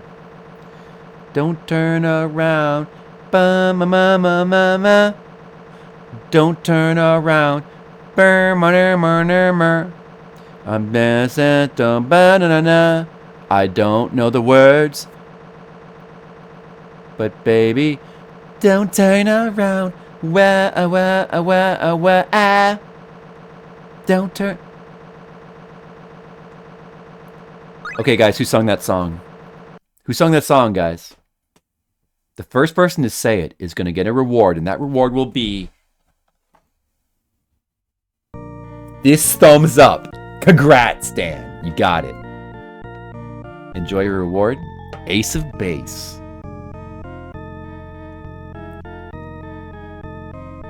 If there's any base, they would be the ace. She's gonna get ya. All that she wants is another baby. She's gone tomorrow. Boy, all that she wants is another baby. Vocab.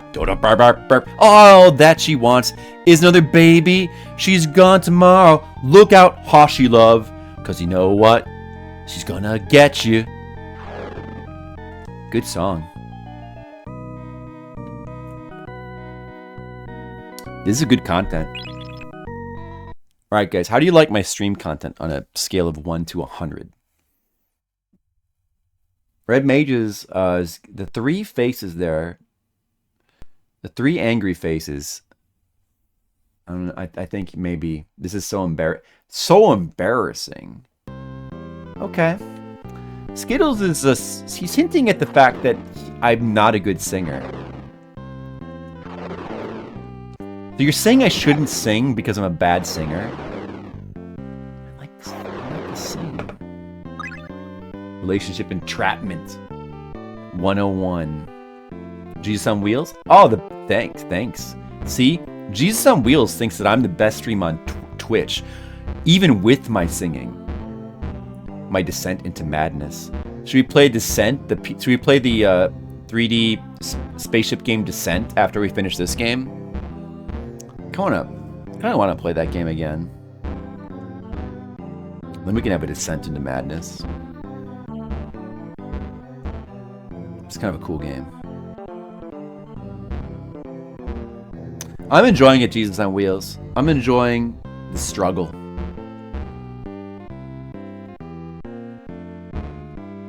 A good Lovecraft story, yeah. Lovecraft, yeah. The horror lurking within Flipsider. The secret horror within. Are you guys sure I'm not Cthulhu? I mean, look at what I'm playing on the stream. How do you guys really know that I'm not Cthulhu? I might be Cthulhu. Or if not Cthulhu, what if I'm Nyarlathotep? Do you guys know Nyarlathotep? Wet dreams. Not. That's against TOS, Jesus on Wheels. You're not going to trick me. Kaflipu? Kaflipu. Yeah. Another notable god of darkness.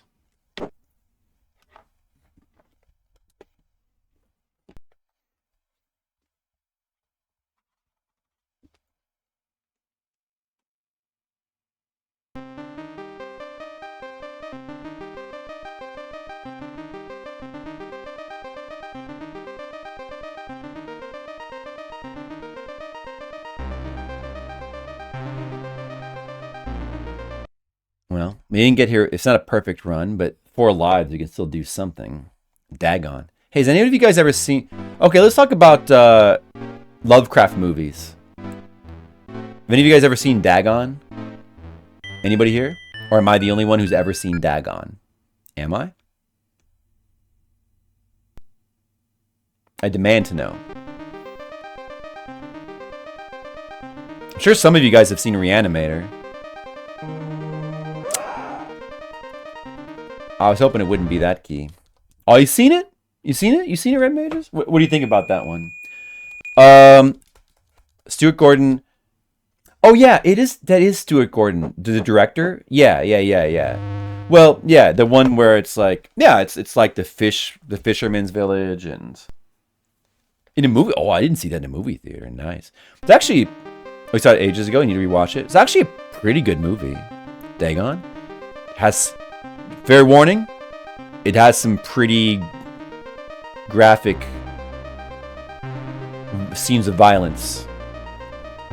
But it's a pretty good movie. Like the scene where he's trying to escape from the crazy people, and what he's got a screwdriver, and he's like trying to rapidly unscrew the hinge off of like one door and put it on another door so that the door will stay locked or something. That scene was like so, like, that's such a cool scene. It's actually a really good Lovecraft film, yeah. I mean, Reanimator is the best one, of course. You can't beat... Reanimator is just like stone cold classic.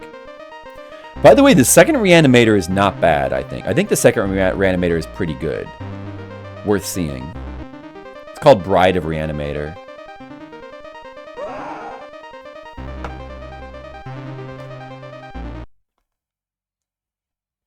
Lovecraft Film Fest? What else do they play besides... What else? Let's see. Let's try to go through the Lovecraft movies. Like, what counts as a Lovecraft movie? Shadow over Innsmouth. Right. Is there a Shadow over Innsmouth movie? There's a Shadow over Innsmouth game. It's called Innsmouth on Virtual Boy. If you know that, I played it on stream before. In the Mouth of Madness. But is that actually Lovecraft? Like... Or is it just kind of like spiritually Lovecraft? I mean, it's a great Carpenter movie, but what counts as a Lovecraft movie? It's definitely, that one, it feels Lovecraftian, but I wonder if it... Well, let's just say, okay, how about let's just say movies that are directly based on Lovecraft stories. How about that? But that is an awesome movie. That's a really good... Carpenter's got a lot of good movies. It's kind of a tough... Like, having to pick your favorite Carpenter movie is kind of a tough call, right? But I guess most people would probably either go with either Halloween. Probably They Live would be like the number one pick, or Halloween, or maybe I want to say the first Escape from New York. Do you rate Sutter Kane? I do not. Yeah, The Thing. Yeah, I think those would be the three that would be claimed as favorites most often, probably. For me, yeah, I guess I don't know. If it's you couldn't possibly pick one. I guess for me it'd be between Halloween and The Thing. Prince of Darkness is great. Well, he's got a lot of great movies. Prince of Dark. I mean, also don't forget about Big Trouble in Little China is a great one. That's a great movie. People love that movie. Christine is good. The Fog. Another one that's good that people don't talk about that much is The Fog. It's like his second movie after Halloween. Well, not second total, but the second one after Halloween. The Fog is really good. And and then They Live, or not They Live. Yeah, They Live. They Live is really good. That's a fun movie. He's got a lot of good movies.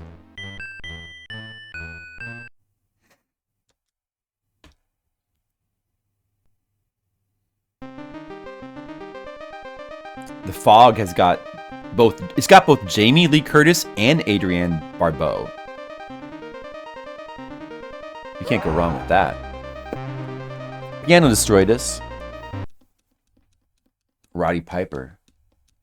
The classic fight scene in that movie. Yeah. So I don't know. What other Lovecraft movies are there? Like that are actually based on Lovecraft stories? What other ones are there? I know I've seen some others, but I don't recall.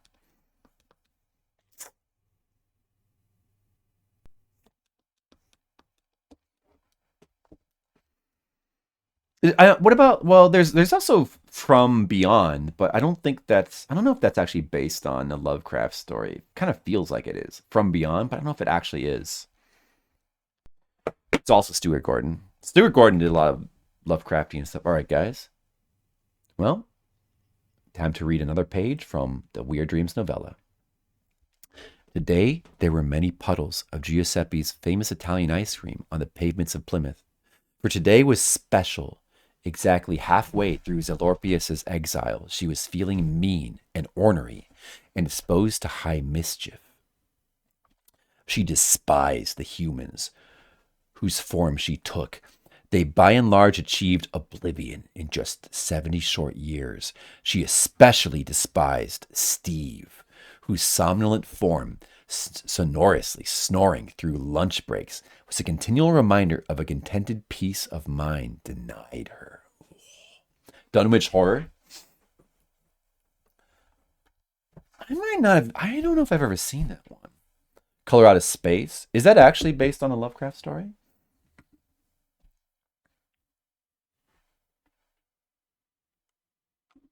I like old horror movies. Probably should see that one.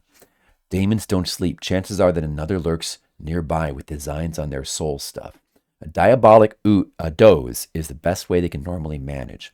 Even this is denied those cast out of Hades because of the forces of good that are on constant watch. Even, it has to be said, in Plymouth, where 3,000 years of sleepless nights and boring days were driving Zelorpis close to the breaking point. So far, she'd stuck to the rules, because using what remained of her powers to tamper with mortal affairs could double or treble. Double or treble? Is that intentional? Her stay on Earth, but only if she was detected. The temptation to lash out at something or someone was growing. Her current job, with Plymouth's third most successful producer of soap, was not helping things. How would you classify Lovecraftian? Well, I don't know. We were talking about just movies that are based on Lovecraft stuff.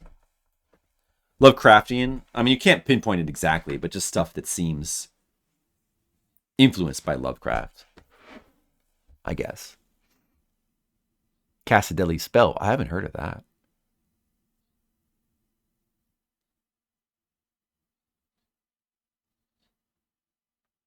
So, mere bad timing could explain Steve's unhappy encounter with Zelorpis, or Emily, as she should be called, on this day in particular. Maybe it was just bad luck that accounted for the copious yawns, heavy eyelids, and sleep-slurred voice with which he laced the conversation over her franking machine.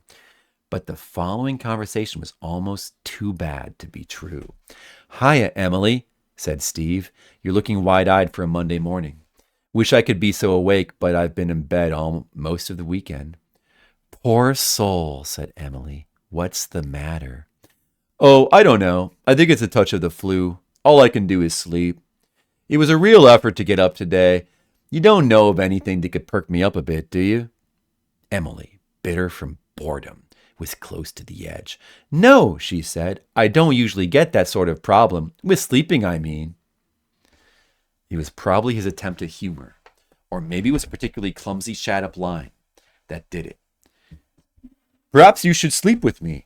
It would maybe rub off a bit. There's nothing like a good night's kip to make your fellow man seem a bit nicer." "I'm sure," said Emily with a smile so sharp it was opening the letters, "that you're right there. Tell me, Steve, do you dream?" "Dream? No, can't say I do. Not that I remember, that is. But if I did, it would be of you. How sweet. Perhaps I can help you at least." And here the smile was diamond-tipped. "With the flu, I think I might just have something in my handbag. Hold on, let me get it." John Carpenter's thing? Like, oh, well, yeah. Oh, like for Lovecraftian? I don't know. Whatever you think. Steve was pleased. It might be worth asking her out after all. Let's see. There's the fun fair out of town. No, she's too bright for that. Outside, the weak sunlight darkened for a moment, as if cloud had passed. She came back. "Here we are, something I got from a drugstore last time I had the flu." It was a small brown bottle with an indistinct label, just visible in the powdery interior. 3 white pills. "You're supposed to have them before meals. Just take the lot tonight with a bottle of red wine and some cheese, and you'll be a new man." I'm very interested to see where this story is going to go, guys. How about you? What's going to happen? Even I don't know for sure. Back to the video game. I don't know. Honestly, I don't know. I haven't really thought about it that much, like what I would count as Lovecraftian. And, it's kind of hard to say.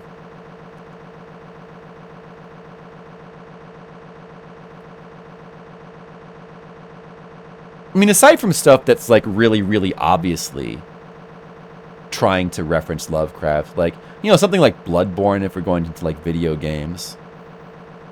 And I'm sure there's some, there's plenty of movies like that, I guess. But the suspense, the thrills, the chills, the pills. Am I right? Games on VHS redeemed highlight my message. And his message is simply pineapple. I agree with that. Speaking of pineapple, this bee wants to murder me. Let's give him some cotton candy. He's taking it. He's eating it. I think he's enjoying it. How are the runs going? Well, I had a couple really good runs today so far. The best one, we got through the desert. We got all the way to the end of the desert, but unfortunately the whirlpool swallowed me up before I could get the second orb. So I almost got back to the hallway again. Almost. I really want to get back to the hallway freaking soon. I mean, the moment we make it back to the... Oh, dude. Well, that's not good.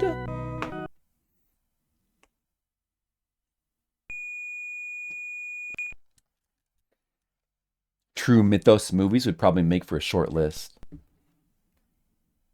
What, just like, as in games that are like or I mean like movies that are or properties that are just like based on actual adaptations of Lovecraft stories.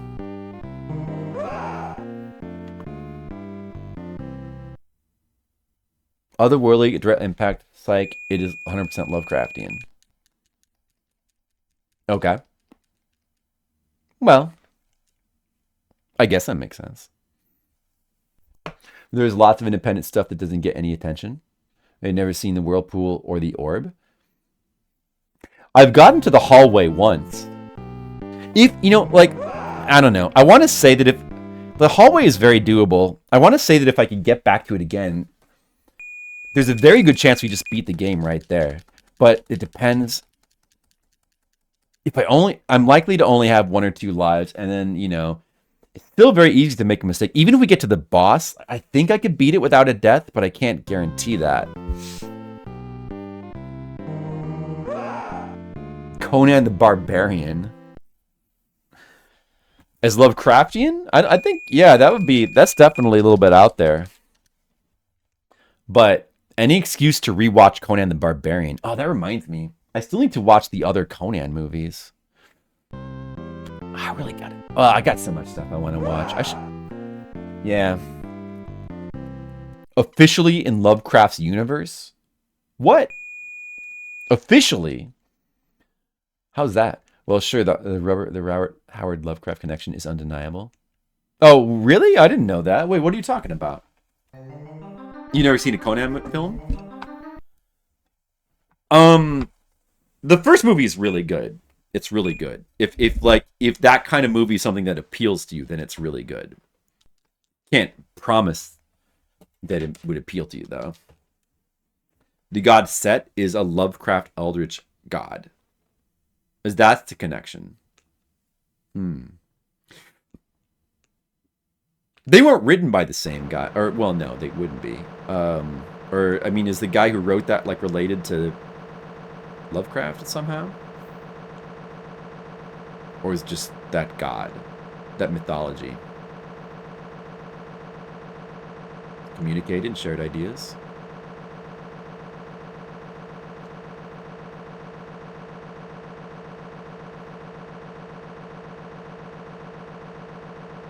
They're really good friends. Oh, well, that explains it then. It makes sense.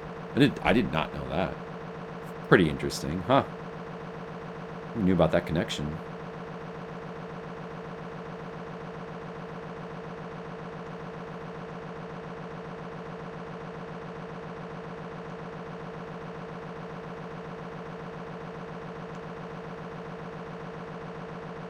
To Poe. That's probably true.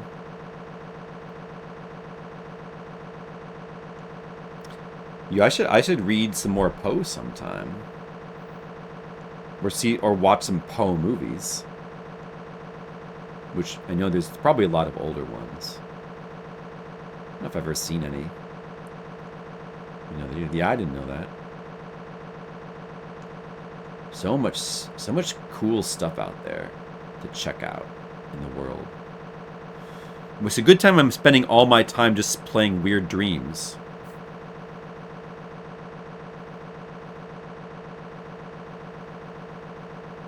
I'm using my time well, efficiently.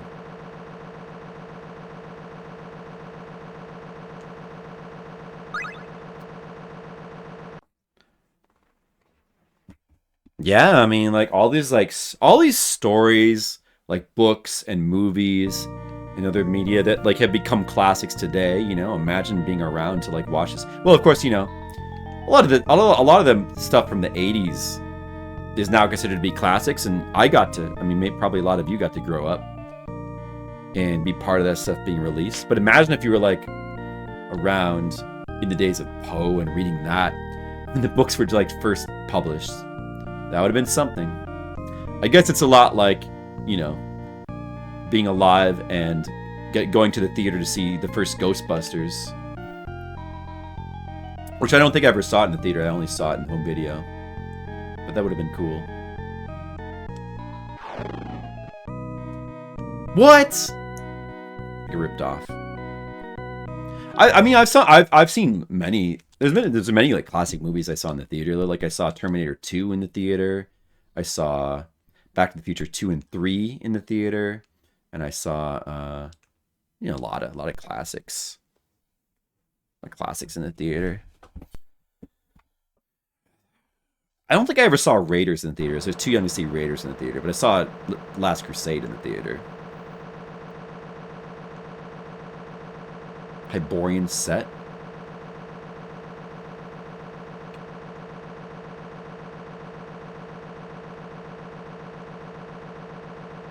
Well, we can still experience all of this stuff today. And it's more widely available than ever. So that's good.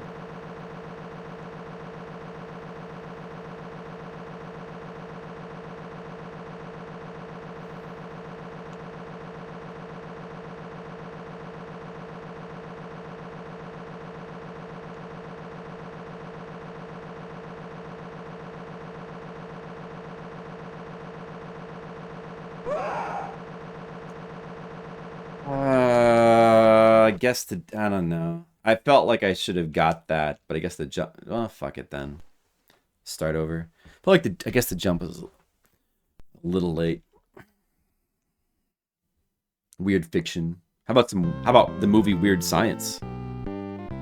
That's weird fiction.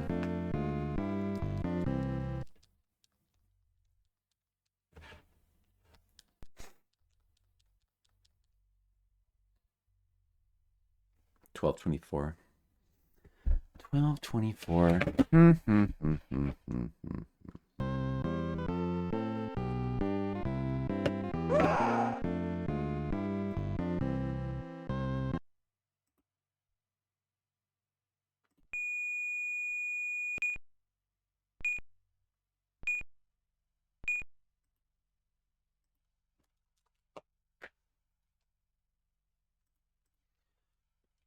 Let's keep trying. Let's not give up. I got some more good runs on me tonight. I got some more. Let's do this.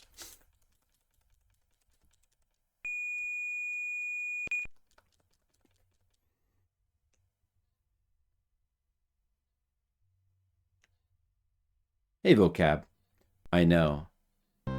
It's a good game, a good story, and a good time. Good times are being had by all. Hey, you know what? I mean, it's only 20 hours of playing like a brutally hard game over and over again. That's all. It's only 20 hours. Like, that's nothing. It's nothing, What if I were Sharpie and I was playing that pinball game for 200 hours trying to beat that? I've been playing this for like 1/10 of what he played.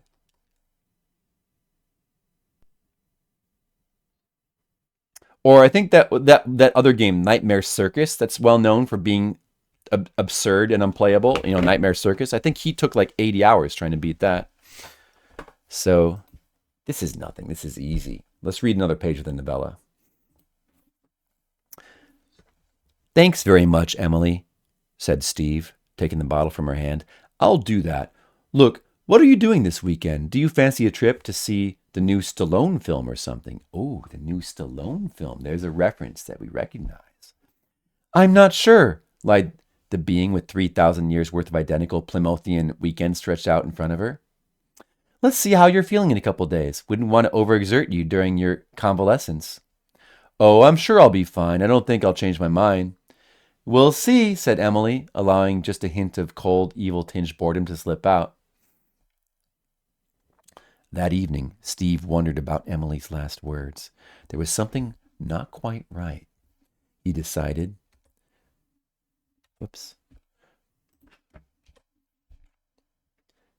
And came to a similar conclusion about the thrice microwaved chili con carne sitting in a bowl in the fridge. Then he remembered that wine and cheese had been recommended, and although he was feeling fine by now, he thought that taking the lady's medicine followed by a triumphal Tuesday morning could do no harm. He had the cheese and trotted out the nearest 7-Eleven to get a bottle of red wine. Back at home, 7-Eleven. I wonder what the new Stallone film was. In 89? Would it have been like Cobra or something? Back at home, he emptied the 3 pills of the bottle into his hand. Nothing special, thought he, and with a flourish, popped them into his mouth and washed them down with a long draught of burgundy. The cheese sandwich followed. Quick scan of the TV pages. Why is there never anything on a Monday night? Convinced him of the desirability of bed. It's not generally accepted that much magic is real, test tubed in white-coated science. Merlin's laboratory technique would have brought murmurs of approval from Pasteur, and watching Shiva smite from a safe distance might well have enlightened Einstein still further. It's just that while the great unwashed mass of men were more interested in squabbling, sex, and smallpox, it contented the immortals to hide their rational prowess behind a web of mystic mishmash. Whoa, this is some big brain reading right here. So many big words. Sure, there was a true magic to be had, but using it brings many repercussions which might not be completely controllable. Many magicians had lost their souls in the long research program, which, although almost half as old as the universe, was still not producing results. But boy, was it over budget. Some of its more spectacular failures were still puzzling astronomers from 1,000 worlds, more than a few of whom were unexpected byproducts of an experiment or two themselves. Emily was especially wary of employing the dark art. Not only had it landed her in this mess in the first place, but its use could signal loud and clear her position to any number of undesirable companions, from the busybodies in Ascalarium to something far more sinister. As it was, materializing the pills had been risky enough. Her excellent knowledge of human biochemistry helped her from there. As Steve dropped off to sleep, the pills were lying inert in his stomach. Slowly the gastric acid ate away at the outer case, and the compounds within began to diffuse out. And what compounds, the like of which had not been seen on Earth before? It is safe to assume, sense. Any chemist worth his NaCl would have given his spatula to have been on the auction. I should read the Eye of Argon on stream. What's the Eye of Argon? First, the long chain molecules from the cheese were broken down to several interesting substances. The alcohol from the wine helped carry these and others from the pills themselves to the stomach wall, through which they slipped like Mexicans into Texas. Wow. The other side of the wall, the usual gangs of enzymes were waiting to digest the evening meal, but they weren't ready for what came at them. The scene of chemical carnage was brutal but short. Very colorful reading. Past the first stage of digestion, treating substances. The Eye of Argon? Every time so much as smirk. I need to know what that is first. Past the first stage of digestion, treating substances reached the bloodstream, dissolved in the plasma. They drifted up until they got into Steve's brain. Blood-brain barrier, that wonderful filter that keeps hunks of pizza molecule out while letting oxygen in, was effective as a traffic cop against a battalion of Soviet tanks. So many colorful metaphors in this writing. Perhaps too many. And they're trying so hard to write this so colorful. Emily's dark designs began their invidious work. Steve's brain was defenseless against the chemical onslaught. The vast and mostly unused network of neurons lay in front of them. Even as the last molecules were arriving, the compounds got to work. They diddled the dopamine receptors. They speed up the cortical synapses. They nobbled the noradrenaline. A thin web of complex bonds spread deep into Steve's cerebellum, like frost over a tree. Further and further they went until every part of his brain was invaded and controlled.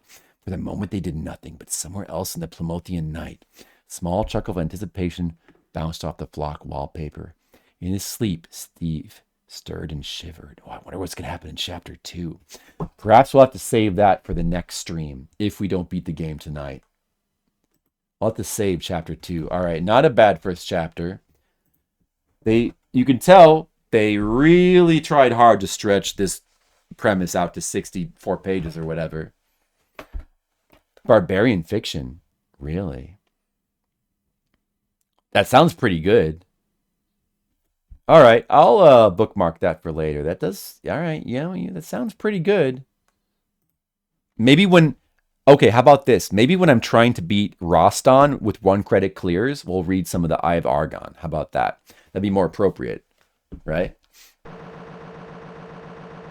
gonna beat this game right now, though. Right now. This is it. This is the time.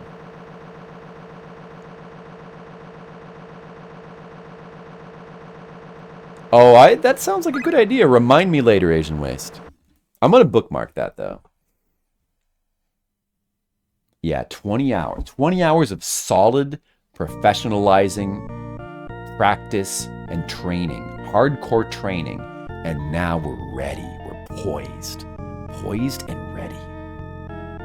Ready to strike at the game. I'm going to strike this game down. Right, Ewo Bun? Trying to recite the Eye of Argon, really? Well, that sounds pretty good. I don't know what you're talking about, but apparently it's a crazy book. What do you guys think about Weird Dreams prose so far? I kind of liked it. Kind of liked it. Very colorful.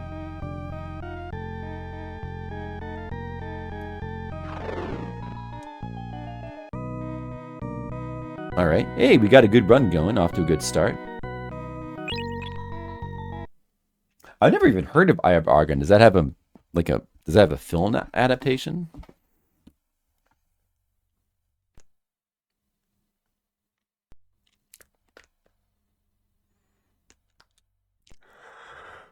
Oh, getting a little tired though. Little bit.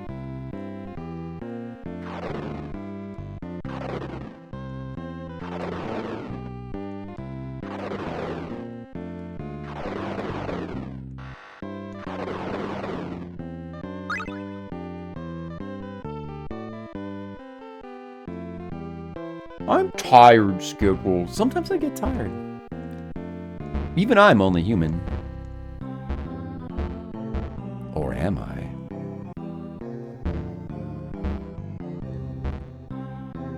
Could be a Cthulhu monster. Be something. Well, I like something. It's better than nothing.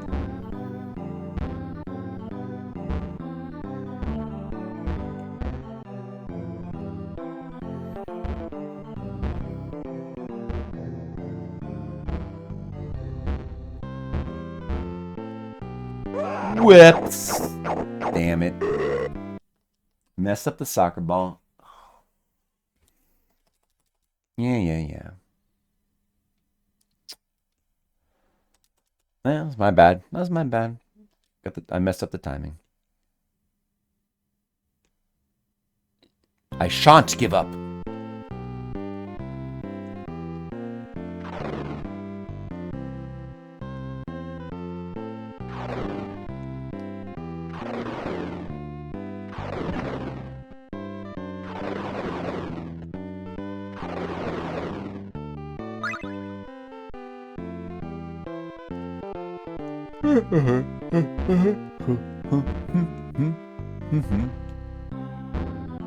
The Garden Song lyrics?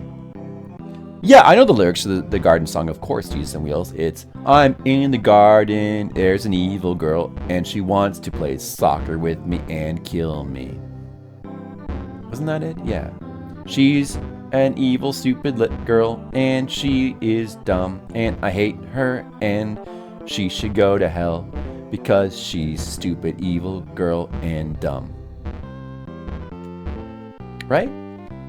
Was that it? Were those the lyrics? I'm playing this game for Jesus on wheels. I hope he someday doesn't squeal. It's a real song called English Country Garden. Okay, I'm pretty sure it's called The Evil Girl Song. So I'm gonna have to correct you on that. I can't remember all the lyrics. I think I got most of them.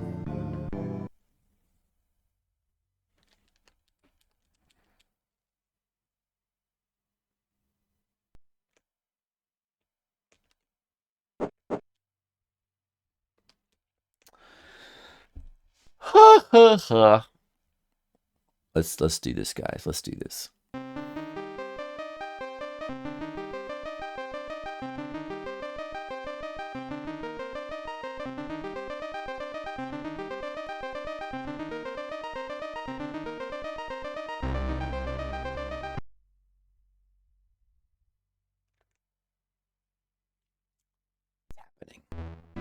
It's happening. We're beating the game. It's happening now.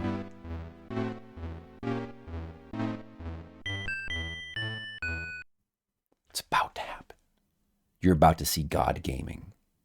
Amiga God Gaming.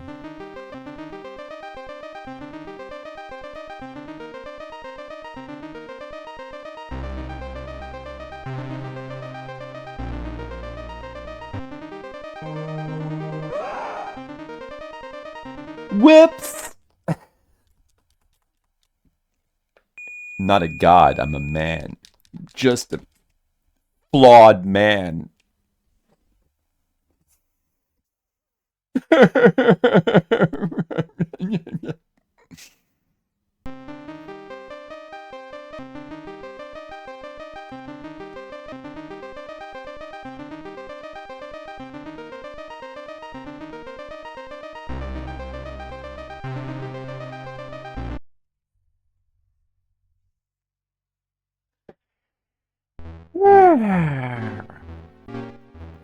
Boy.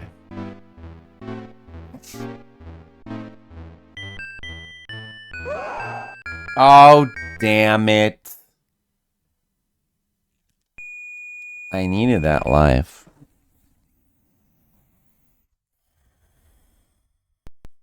I needed that. It's not good.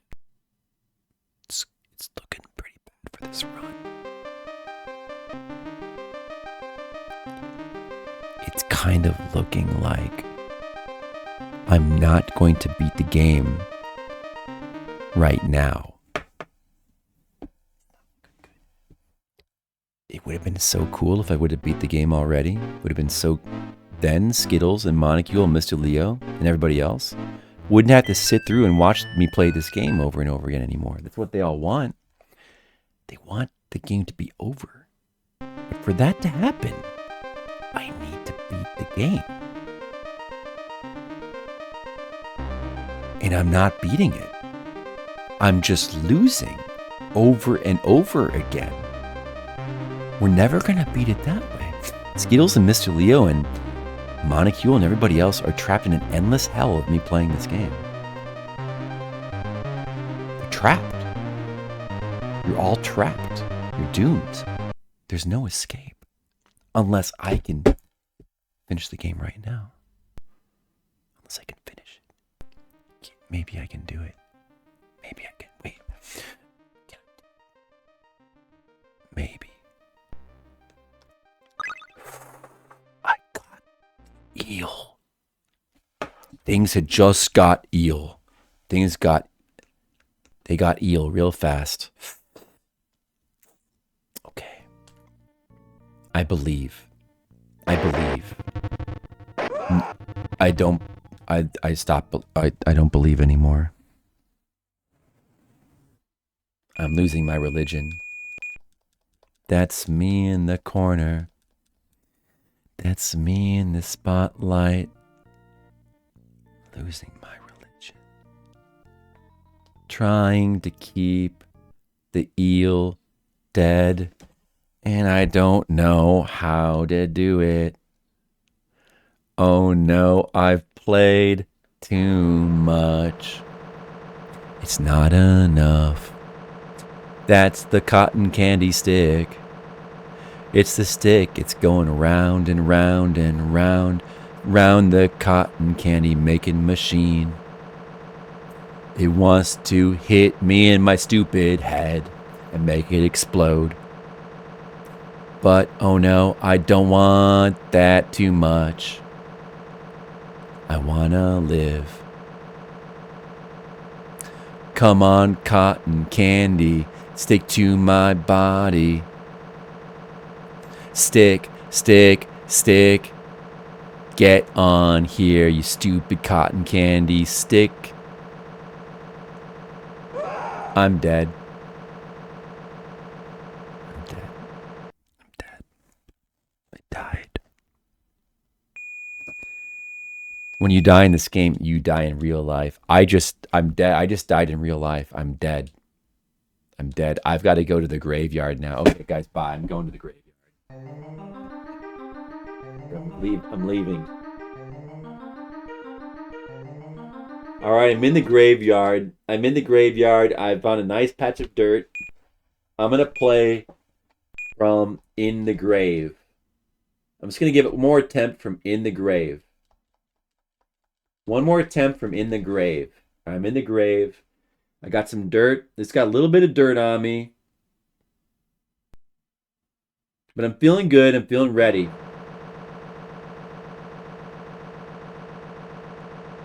And we're going to do it. This time it's for real. The stakes are higher. The stakes have been imported from Texas. And things are real now. We got to do it this time.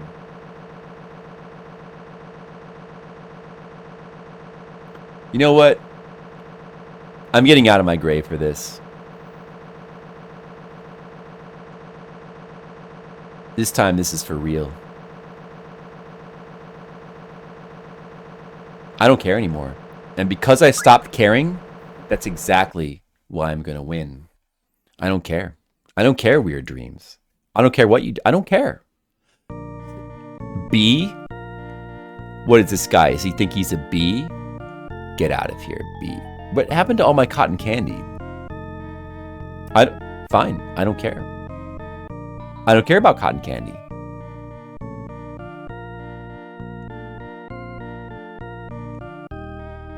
See if I care.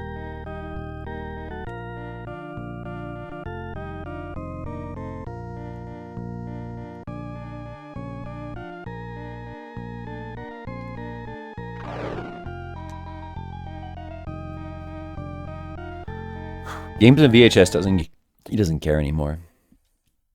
Red Mages and Party Ass doesn't care. Ewo Bun doesn't care.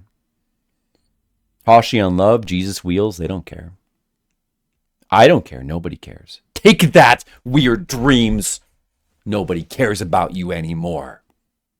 Take that. Skittles doesn't care. Asian Waste doesn't care. Mr. Leo. Monocule doesn't care. Who else? Red Mate. I don't care that just happened. I don't care. I don't care. Red Mages does care. He cares. He cares. I care too. We all, I was lying. We actually do care. Luke Skywalker cares. He does care.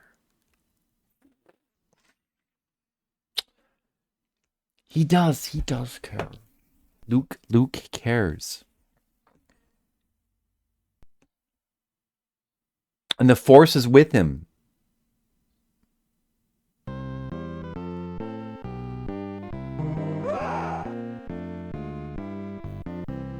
What would Luke do? What would Luke do? Oh, Ewo Bun. Nice, good. Keep it up.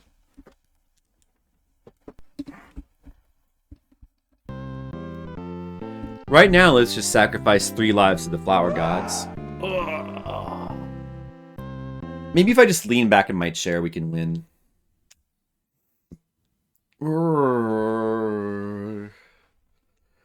Almost 21 hours of Weird Dreams, huh? Almost 21 hours. Look at that. Look at that, guys. Almost 21 hours of Weird Dreams. You know, I bet the time we... Right around when we get to 21 hours, that's going to be the time we win, right? 21 hours. We can do it. We can do it. The next run. The next run. I'm not saying I'm going to win, but it's going to be special. It's going to be special. It's going to be different. It's going to be better. This is it. This is it. All right. I'm going to go into 100% maximum super mode. Let me just take a few breaths.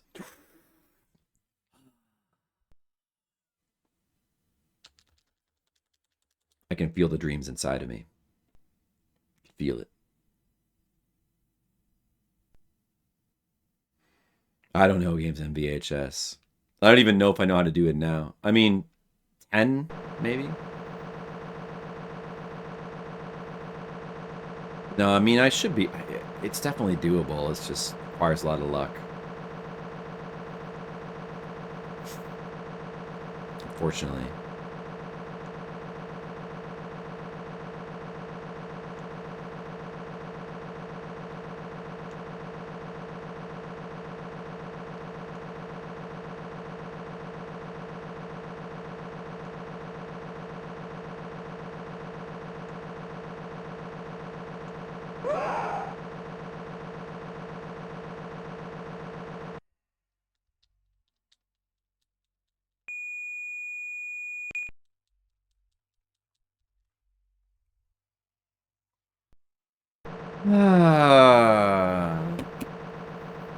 All right, what video should we look at now? I wait to die. What video should we look at? What, more Mexican runner playing weird dreams? There you go. Get over here! Alright, ready for the crash, boys? Ready for the crash? So far it's loading. It's to be loading. Yeah, I only stream the most beautiful games. The B looks so silly in the C64 version. Hiya! Hiya! Hiya! Hiya! Hiya! Hiya! Hiya! Hiya! Hiya! Hiya! Hiya! Hiya! Hiya! Hiya!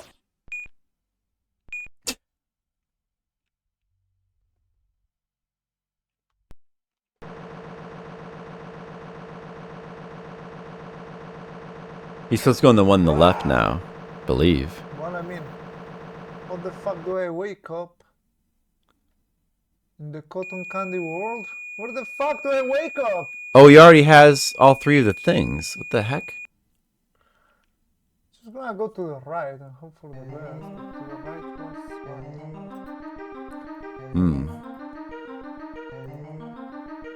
I don't know how you get to that. That's interesting. I wonder if that's possible to happen in the Amiga version. You had all three marbles, but like when you get the third marble, you should like instantly go to the boss. How did he get back in there and was fighting the bee?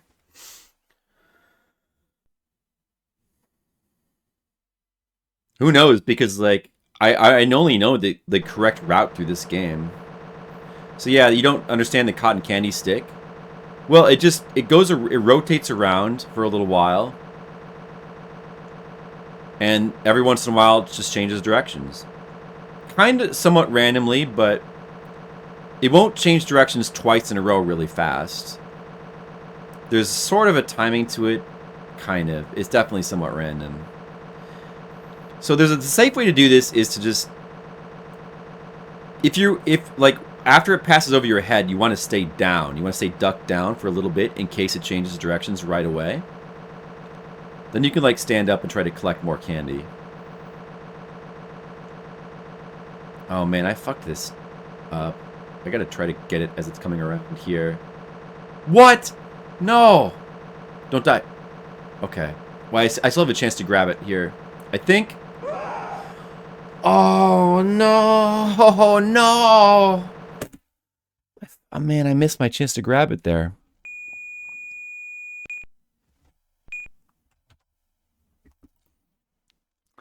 Okay. What did he even do? What did he do? He goes back into the garden, then he's in the desert part. You cannot enter the very side once. Just the Does he center, fight the left, boss? and Is the right. boss in this version? I believe it might be the... Oh yeah, he does. Okay.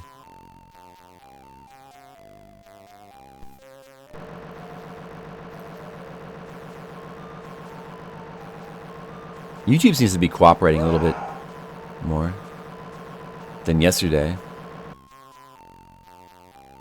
Oh, how, if the stick kills you or not? Or how you're supposed to stick to it? Yeah, it seems pretty random, games on VHS. Maybe. But I think I understand it a bit better now. I'll explain it. Alright, so basically, it definitely seems really random. Basically, see, the weird thing about it is that I think it might be there's a randomized chance to it. So, okay, so as long as the stick is only like about, let's say, halfway full of cotton candy. It's like it's beneath. If it only has like about half, it's only halfway full. You know what I mean? If you jump with the right timing, so that you're like at the top of your jump and you're facing it, I believe you will always grab it 100% of the time. But it's also possible to grab it with the stick going the other way, so it like hits you in your back. Sometimes you'll grab it in that case, but sometimes you won't. That seems random. So it's like if you grab it, if you're in the wrong spot, it's like some percentage chance you'll grab it and some percentage chance you won't. Because even when the stick has no cotton candy, I've tried jumping and grabbing it from behind, and I've had that work and then not work. And then again, like, okay, so it's also possible to grab it when it's like almost full of cotton candy, but that only works once in a while. It's like there might be like a percentage chance, like when the stick is like almost empty, I believe you could grab it every single time. But maybe the more cotton candy it gets, the lower percentage chance you'll grab it. I think it's something like that. That's what I think it is. And there's a higher percentage chance grabbing it if you're facing it. And then the timing probably like also, like if you're at the top of your jump, it's better too. I have before also grabbed it like doing like a really, like where I was like, I just barely, like I jumped and I grabbed it with like the tip of my hand. Ordinarily, like that should kill me, but then once I grabbed it, it was during this stream. So basically, if you do the right timing and right positioning, I believe you'll always grab it.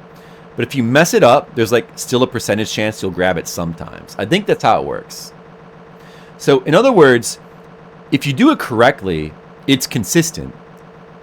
The only thing that's inconsistent about this screen is the cotton candy itself. The cotton candy's movement is completely RNG. So that's what makes this annoying. Like, as long as you duck at the right times, you'll never get hit by it. And as long as you jump at the right time, you shouldn't die. But you have to have like 4 cotton candy at least before you can be ready to do it. So right here I should be good. I had no doubt I wasn't going to get there. I was not going to get there. Yeah, sure. It's the kind of thing like it took me a while to sort of, and I could still be wrong. This is just these are my observations after playing the game for like 20 hours. Because at first it didn't seem consistent at all. But I started to realize that there were certain times jumping and grabbing it where you would always grab it. And then other times it just like it seemed random. So that's my guess as to how it works. But unfortunately the cotton candy's paths are completely random, so there's times where the cotton candy just doesn't want to cooperate, and even if you don't die, you're just like waiting forever to get a chance to have 4 cotton candy and then grab that freaking thing. Alright, this should be good. That feels right. Alright, finally. Alright guys, you know what? This is probably going to be the final run of tonight.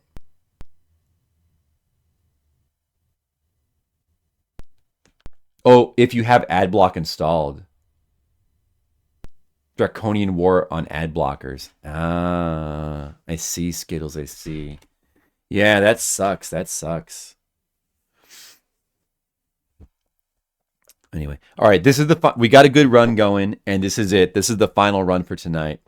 So we just have to play it out, and we're going to hope for the best. This is the final run. Everyone get ready for the final run. Maybe I'll beat the game.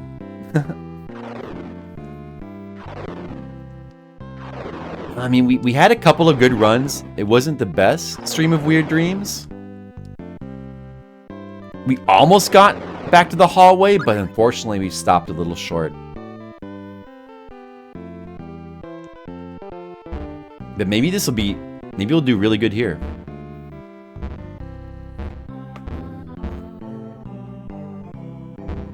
Skittles, I'm gonna have to break your rule this time.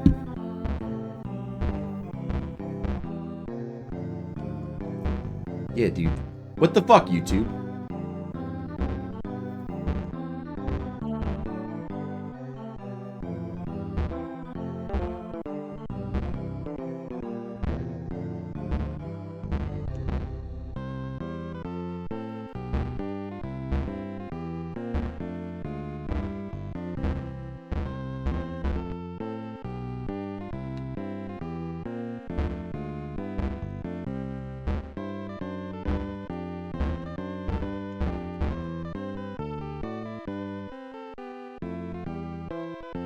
There she comes.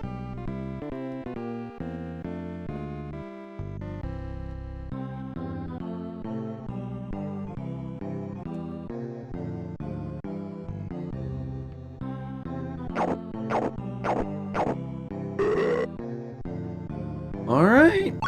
We need to get good luck on the piano.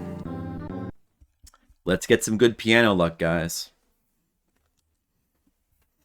Or some combination of good piano luck and good piano skill.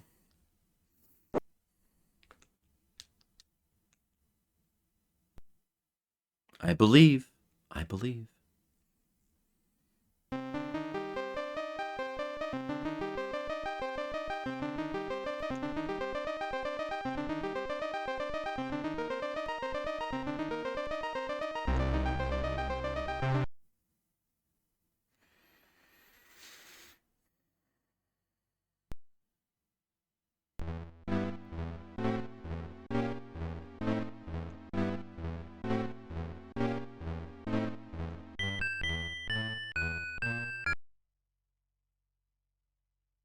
Nutcracker music.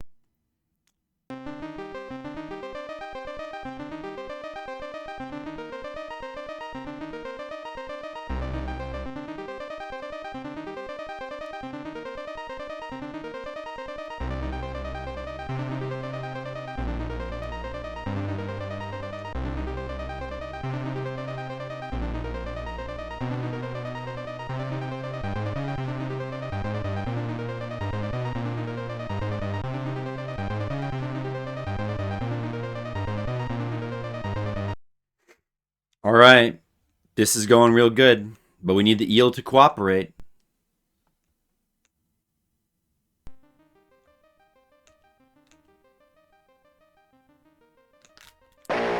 Oh, I counted to... No, maybe... I thought I counted to 2, but... Well, it could have just been one of those random ones where the eel didn't cooperate. It did... Hey, Rufford, what's up? You familiar? You seen this game before? Weird Dreams, Rufford? Are you familiar with my quest to defeat this impossible Amiga game?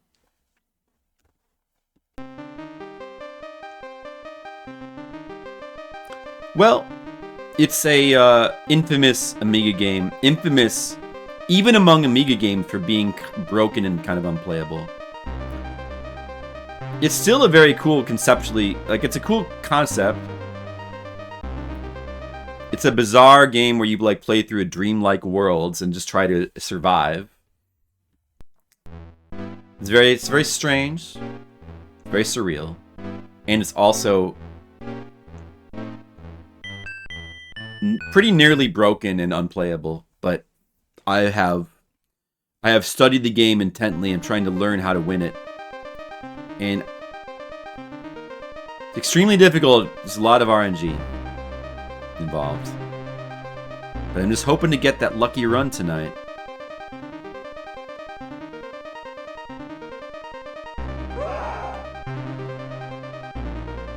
It's on Texas is on lockdown, and you're waking up. This is my last run for tonight, by the way.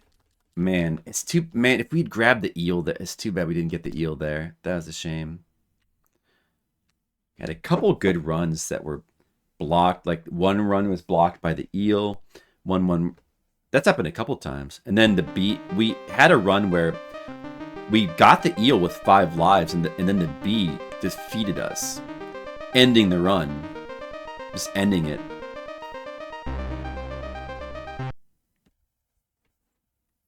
If that happens, it's over.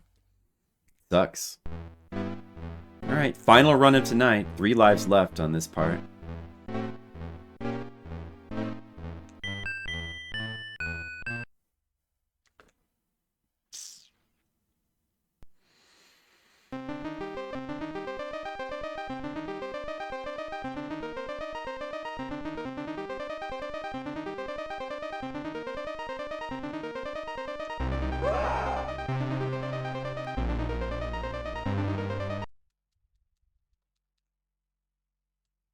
I'm trying. It's hard.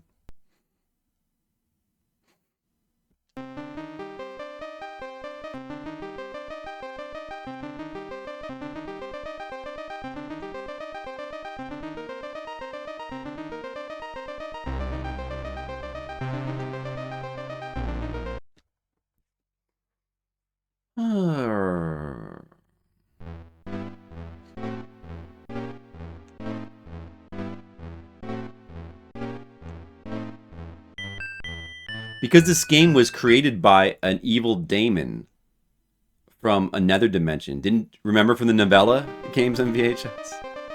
This game was created by evil. A demon probably worked on this game in real life.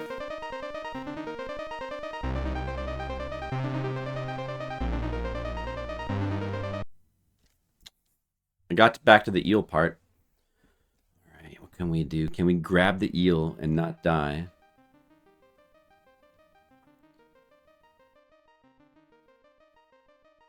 One 1,000, two one. No, I would have. Good thing I would have died there.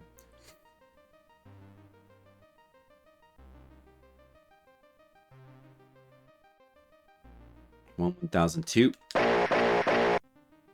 Okay. All right. Didn't get it. Didn't get it. Last life. It's not. Looks like there's gonna be another stream of weird dreams, guys.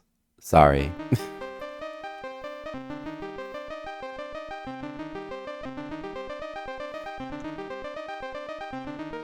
Couldn't even make it back to the hallway tonight.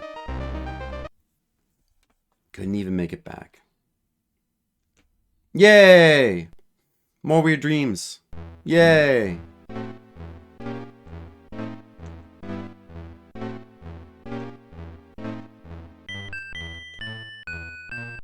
Well, I hope we beat it on the next stream. I hope we do it on the next stream. I tried hard. I tried hard to beat it tonight. It just didn't work out. Mistakes were made.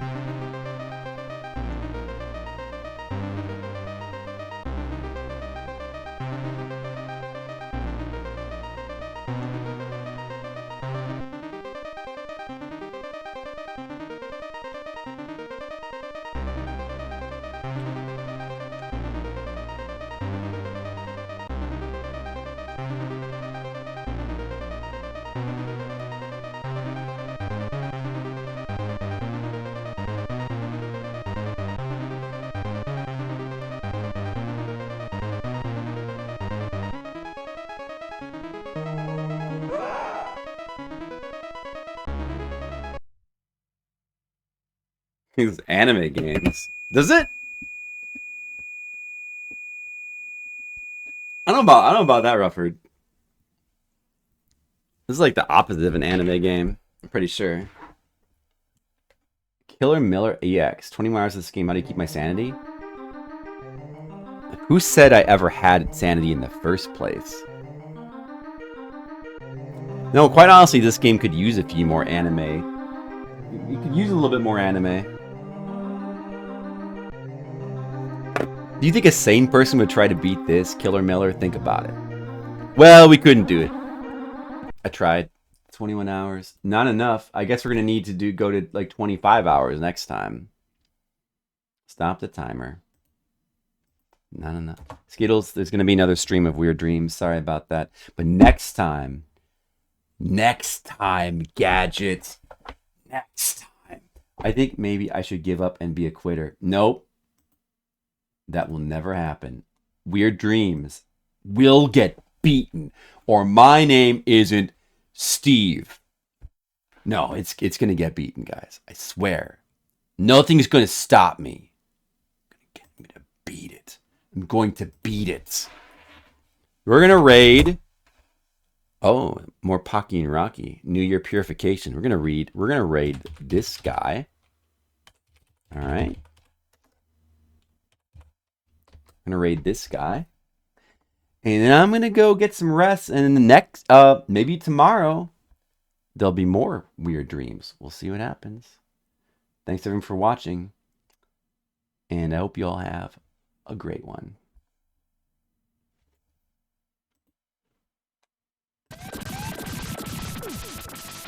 So, maybe it can't shoot. I think we can get it pretty quick. Oh, Flipsider! Look out! Another raid. Flipsider 99. Well met. Bad lightning's rough. Weird dream? You play weird dreams, eh? People have asked me about weird dreams and if I'm gonna play it. It has a reputation for wildness.